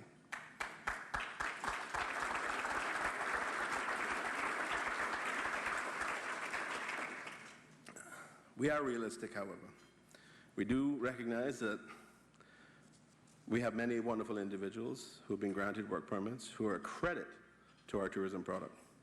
Many of them have worked side by side with their Caymanian colleagues in the trenches and faced the hardships of COVID as well. Let me say here that we anticipate your concerns about the processing of significant volumes of work permits and the logistics of having workers come in who are not yet vaccinated, but who have agreed to be vaccinated on entry, as well as the issues around airlift considerations. We're prepared to work with you on all these issues. And we cannot talk about tourism without talking about one of our most precious resources, and that's our environment. Already the PAC government has agreed on measures to help tackle environmental problems such as the annual threat of sargassum weed in the sea and on our shorelines, stony coral tissue loss disease, critical turtle nesting habitats, and invasive species regulations. Further afield, we have agreed in principle to a temporary 12-month moratorium on new wildlife interaction zone licenses, made appointments to critical boards that oversee our environment. The Energy Health Policy Council has agreed to begin the 5-year review process of the National Energy Policy, and I've been in discussions with Lord Ahmed, the Minister of State for the Commonwealth, about our plans to review, update and adopt the draft climate change policy, which has languished for too long. As I said before, many of you know me, you know what I stand for. Protecting the environment of the Cayman Islands is one of my deep passions. If we lose that, I think we lose everything. And it is with our pristine environment and a vaccinated populace that we can begin welcoming visitors back, vaccinated visitors back to our beautiful islands. So, ladies and gentlemen, that leads on to the reopening plan, which I'll get to in more detail shortly. But first, another goal that needs to quickly become a reality is reaching our vaccination numbers. I have to thank President Mike and other chamber members for backing my government's push in May to get citizens vaccinated. Working together, we achieved the goal of using our stockpile of free vaccinations before they expired. Now we need to work together again, because the cornerstone of our safe reopening plan for the Cayman Islands is a high prevalence of vaccinations in our local population. You will have all seen the revised population numbers and realize that with a goal of vaccinating 80% of our population, we have a harder challenge to meet. So we're asking for your help with this too. Please, if you haven't already done so, encourage your staff, especially all frontline members, to get vaccinated as soon as possible. We have a significant supply available, courtesy of the United Kingdom. The sooner we reach our vaccination target, the sooner we'll be on our road to economic recovery from this pandemic. Toward this end, government will require proof of vaccination for both renewal and new work permits as a part of our phased reopening process. Please impress upon your existing employees on work permits that if they refuse to get vaccinated, they may no longer be able to work in the Cayman Islands. It is a critical public health issue. We must do all that we can to get as close to that 80% vaccination mark as possible, our optimal target, which has been advised by Public Health England. I said previously at the last government press briefing that we are expected to begin a phased reopening in mid-September, and this goal remains on target. I will reiterate, the key aspect of our phased reopening plan is the safety of our population. We want to avoid people becoming seriously ill, or even worse, dying. As a country, we have done everything possible to avoid this so far, and we must continue in this effort. It is for this reason, to keep our people safe, that we have decided on a phased approach to reopening. Chief Medical Officer Dr. John Lee, is working with countries to ensure that we're able to verify their vaccines, just as we do now with our own Health Services Authority and the United Kingdom. Again, our main effort is to keep you and our community safe. We have to guarantee that the people we let into the country and who say they have been vaccinated can be verified as such. I add that as we begin to relax restrictions in the move to reopen borders, we must acknowledge this presents a slight increase in risk. And the latest advice from Dr. Lee is to urge the elderly and vulnerable to consider wearing masks indoors. This reopening plan I am presenting to you first today is our country's best case scenario. Our goal is to locally manage the risk of transmission and prevent individuals from becoming seriously ill by maximizing vaccination rates and continued surveillance testing through each phase. I will take you broadly through each phase of the reopening plan now, but rest assured that government will continue its ongoing national communications campaign to announce clearly when things are happening and what it means for our community. Our plan is a phased approach, as I said, which allows assessment at each phase.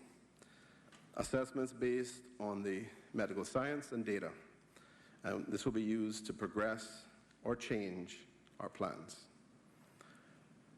Transition between phases will be determined by the Chief Medical Officer's assessment of tourism source markets by prevalence rates, levels of hospitalization and death rates, levels of vaccination rates, and presence of variants of concern, along with our local vaccination rate goal of 80%.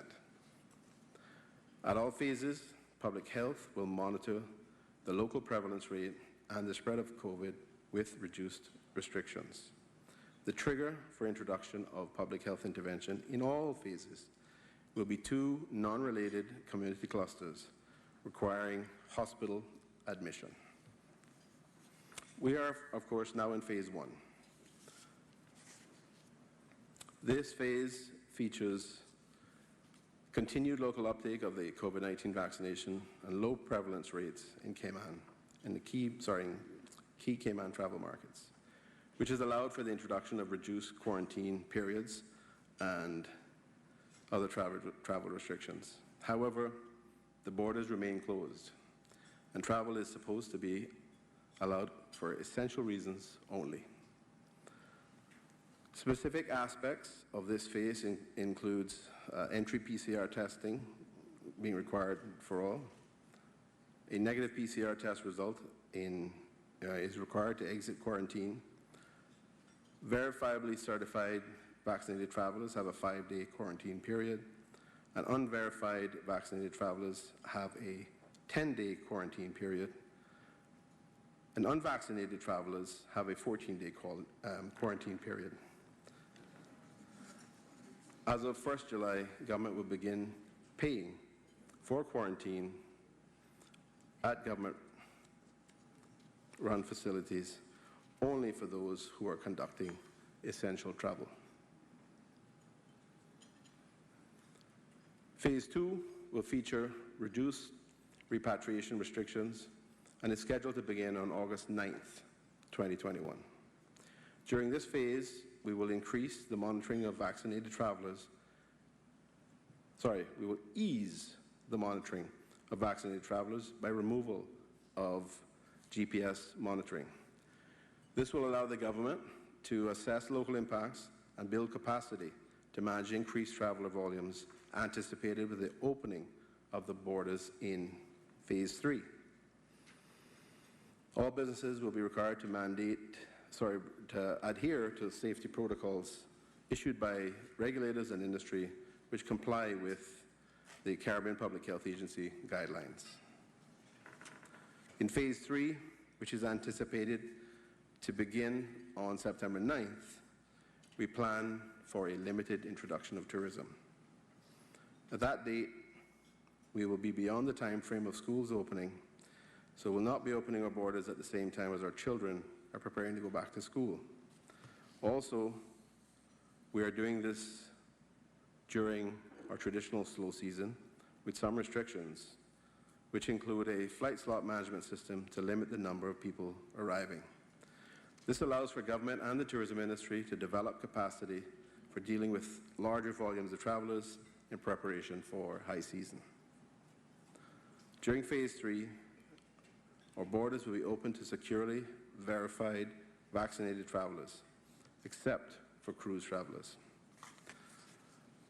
The Cayman Islands Airport Authority slot management system will manage flight volumes and schedules, and medical insurance coverage will be required of inbound travellers. Quarantine will be allowed at all hotels and other tourism accommodations, with periodic spot visits for vaccinated persons in quarantine. In Phase 4, which is scheduled to begin on October 14th, we will remove the requirement to quarantine for all securely verified vaccinated travellers.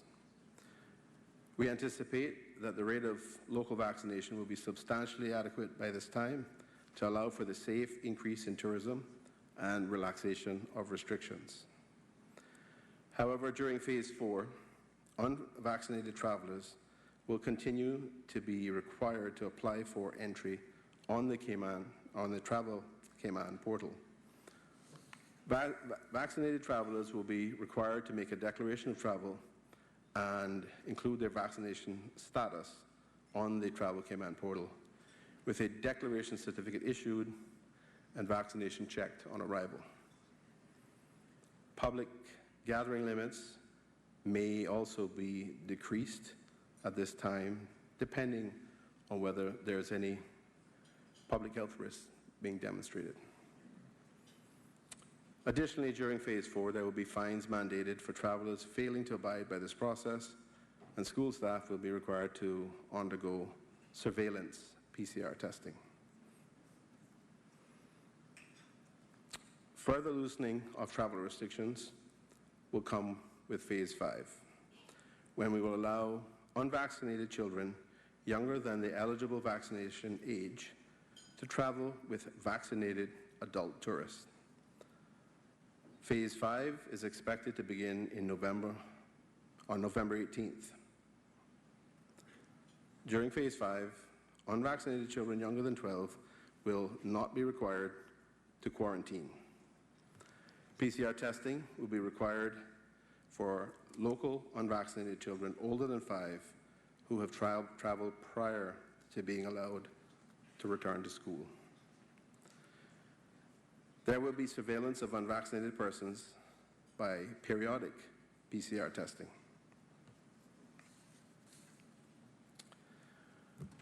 We will first assess the COVID-19 situation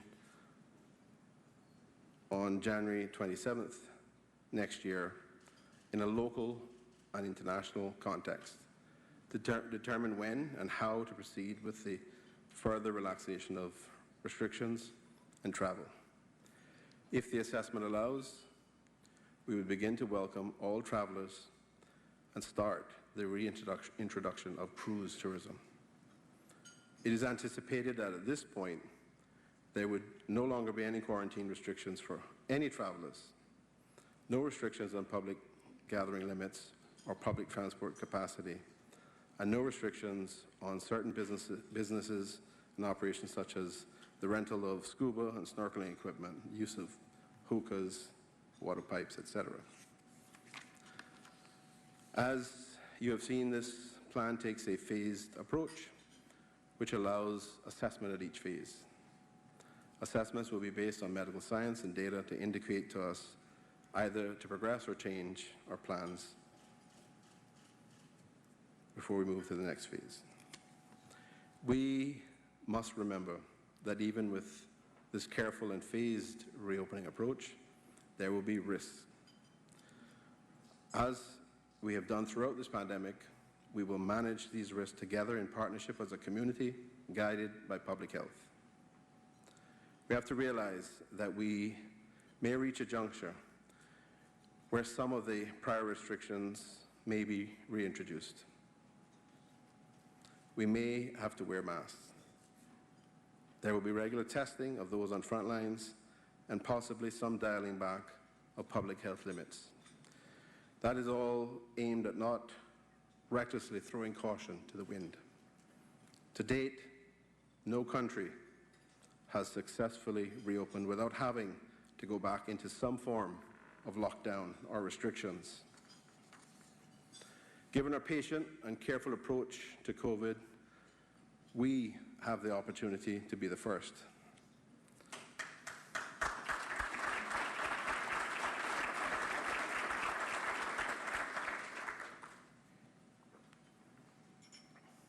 As an aside, Sunday, 11th of July, will mark 1 year since our last community transmission of COVID.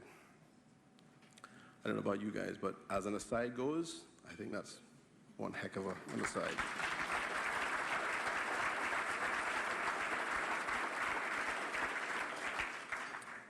To reinforce, to bring home the risks of reopening too soon or in the wrong way, just take a look at our fellow overseas territory, the British Virgin Islands. They're now under a nighttime curfew and have closed bars, gyms, and hairdressers from Tuesday in response to a COVID-19 outbreak that took the number of active cases from close to 0 to 480 in 1 week.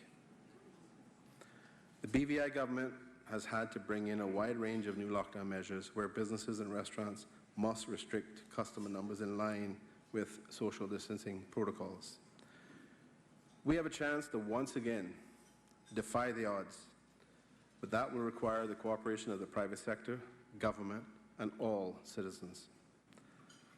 This map to reopening may include roadblocks and detours, but this plan gives us all something to work towards. And we have a significant degree of confidence in it if all goes well. As we've tried to hammer home time and again, vaccination is the best way to protect yourself, your family, and finally, our community. As we all know, nothing can live and flourish in a vacuum. Your support and engagement are key to the island's reopening strategy. I know we can count on your support, and I will welcome your feedback. Nothing is of greater importance to me and my government than the well-being of our people.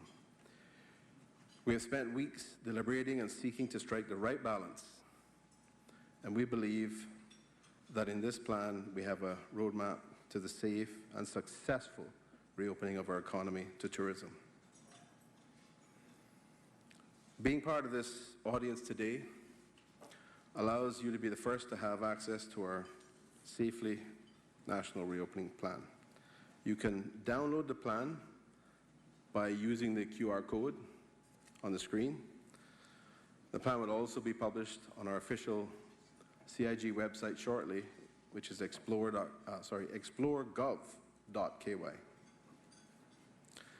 In closing, thank you for demonstrating amazing endurance to listen through all these lengthy remarks.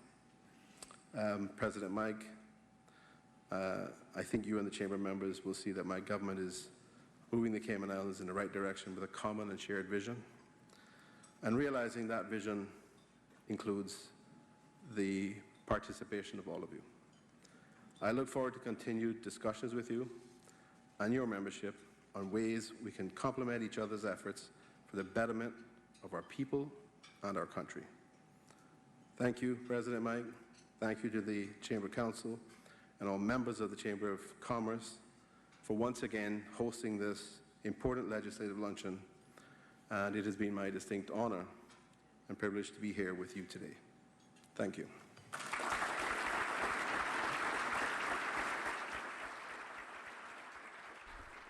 Hey, good afternoon and welcome back, and thanks for joining us. And that was the Honourable Premier, Honourable Wayne Panton, delivering the legislative luncheon. I'm glad they really came out to bring it to us so that the rest of us who were not physically in attendance could be tuned in and hear directly from the Honourable Premier. Now, we got about 10 minutes or so of open line remaining in the program. You want to call and share your thoughts. You might say, hey, after all of that, I need a little time to rest and relax and get a little bit of, food and sustenance to be able to sustain yourself. Well, if you have your preference and you want to hear music, well, let's go right ahead.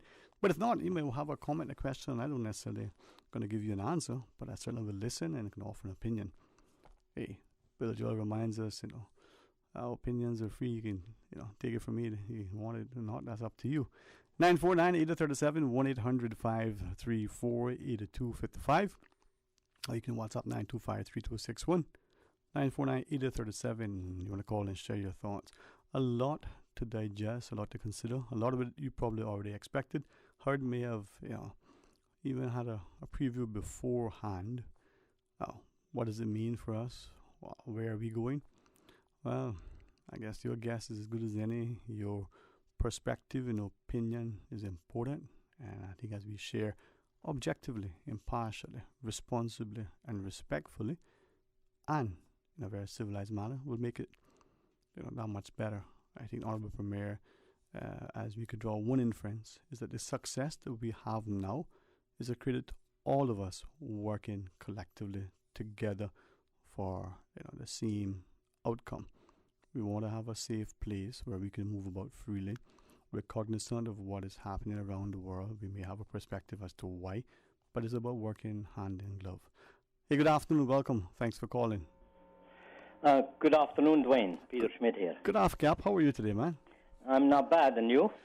I am very thankful. Very thankful. All right. I hope you're well as well. Amen. And you and the family as well. Yes, thank you. Speaking on I've just listened to the Premier, obviously, on his presentation. Unfortunately, I was not in it quite from the beginning because we were on the road and didn't realize it was coming. But nevertheless, I think I heard 90% of it. One point that bothers me is I've had opportunity to converse with an acquaintance this morning who recently traveled from the United States to Cayman to join her spouse here. And the lady is in quarantine now, and she is in a 10-day quarantine. She came from Florida while she was before coming here to join her husband. She was working in a healthcare facility, and she got vaccinated back in December. And she had evidence of the vaccination in whatever form that was, which I actually don't know. But it bothered me that it seems that only 2 types of vaccination certificates are currently accepted here in Cayman. Yeah.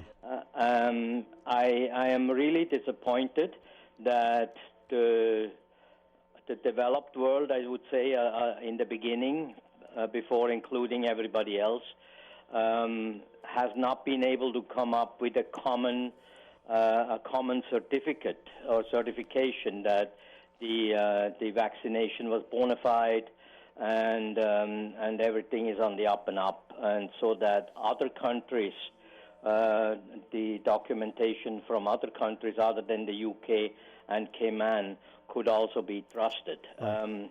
But I even heard, as you go on, I've heard from 1 or 2 people, and this is just presumably what they've experienced firsthand, so it's only a small number, that they've taken the document from Cayman and they've gone to other jurisdictions.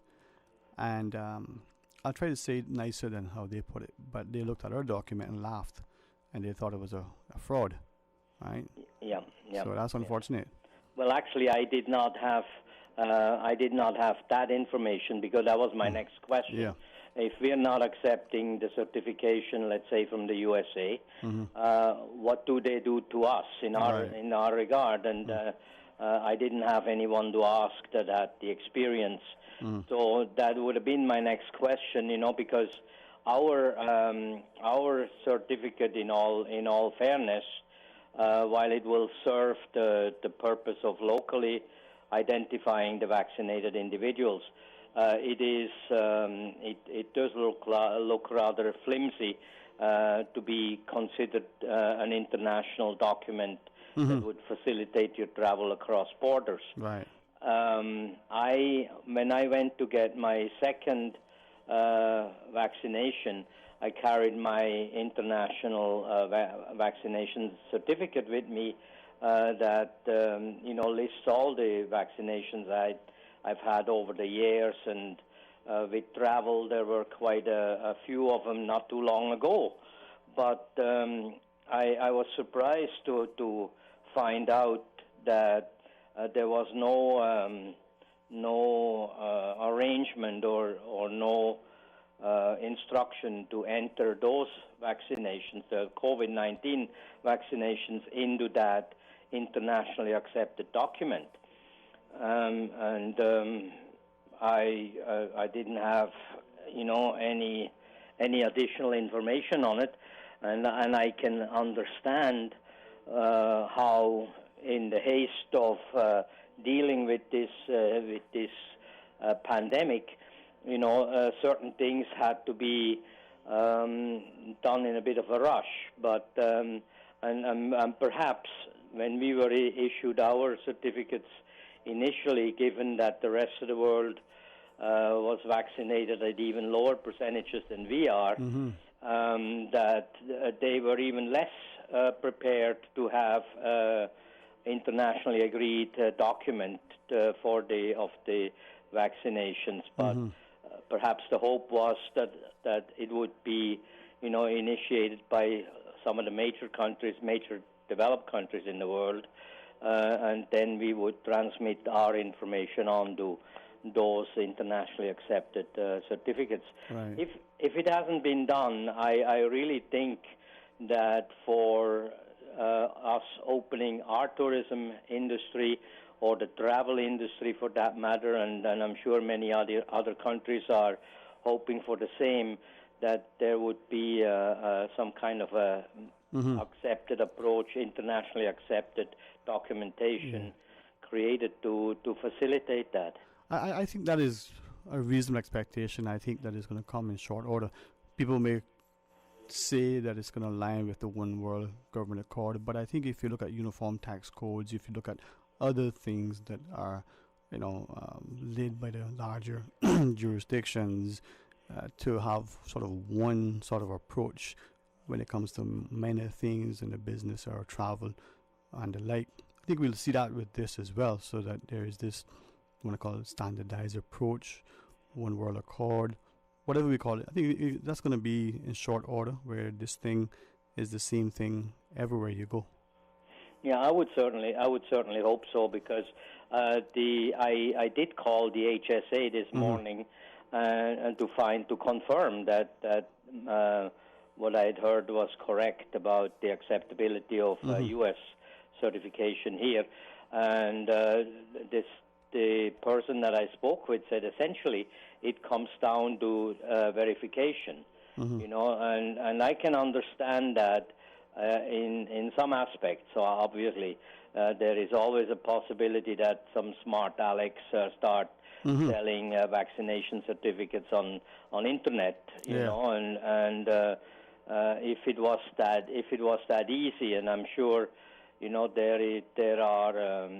there are processes by which you can nowadays, just as you can detect counterfeit money and things like that, that you can find out if something is fraudulent or not. Indeed. Well, we see it with certificates and qualifications. We see all sorts of things where there are fraudulent endeavors on the part of many creative minds who have the skill set and the resources to do just that, because the money is good to do it. Doesn't mean that they should. I guess we have our own set of experiences with fraudulent claims of degrees and experiences in some of our former employees on the island. Anyway, I wish you a good day. And thank you for always weighing in with not just a considered perspective, but an engaging conversation. And enjoy the rest of the afternoon. Hopefully, we'll get a catch up at some point. Yes. All right. All the best to you, sir. Bye. You too. And like that caller, it's about talking and thinking before you talk and talk while you think and work together. And as Honorable Premier reminded us, let's see whether we're the employer or whether we're the employee, whether we're the entrepreneur or otherwise, that we're working together and collectively being civil and responsible and respectful in our endeavors. Please, come back tomorrow for more Talk Today right after the midday news and midday meditation. Got a couple of interesting things on the cards for us. One of them, I'm looking forward to at 1 o'clock, Nobi, Chris Christensen, and a couple of the artists. Hopefully, Ali Banks will sit in with Nobi as well. And we're going to chat with them tomorrow. Now, Mr. Art is in the morning for the record. Please, join him. Engage in the politics, man. This man has a wealth of knowledge, great contributors, great guests as they engage in meaningful discourse. Now, stay tuned for all the wonderful programming and music we're going to offer you between now and forever. So until then, be blessed.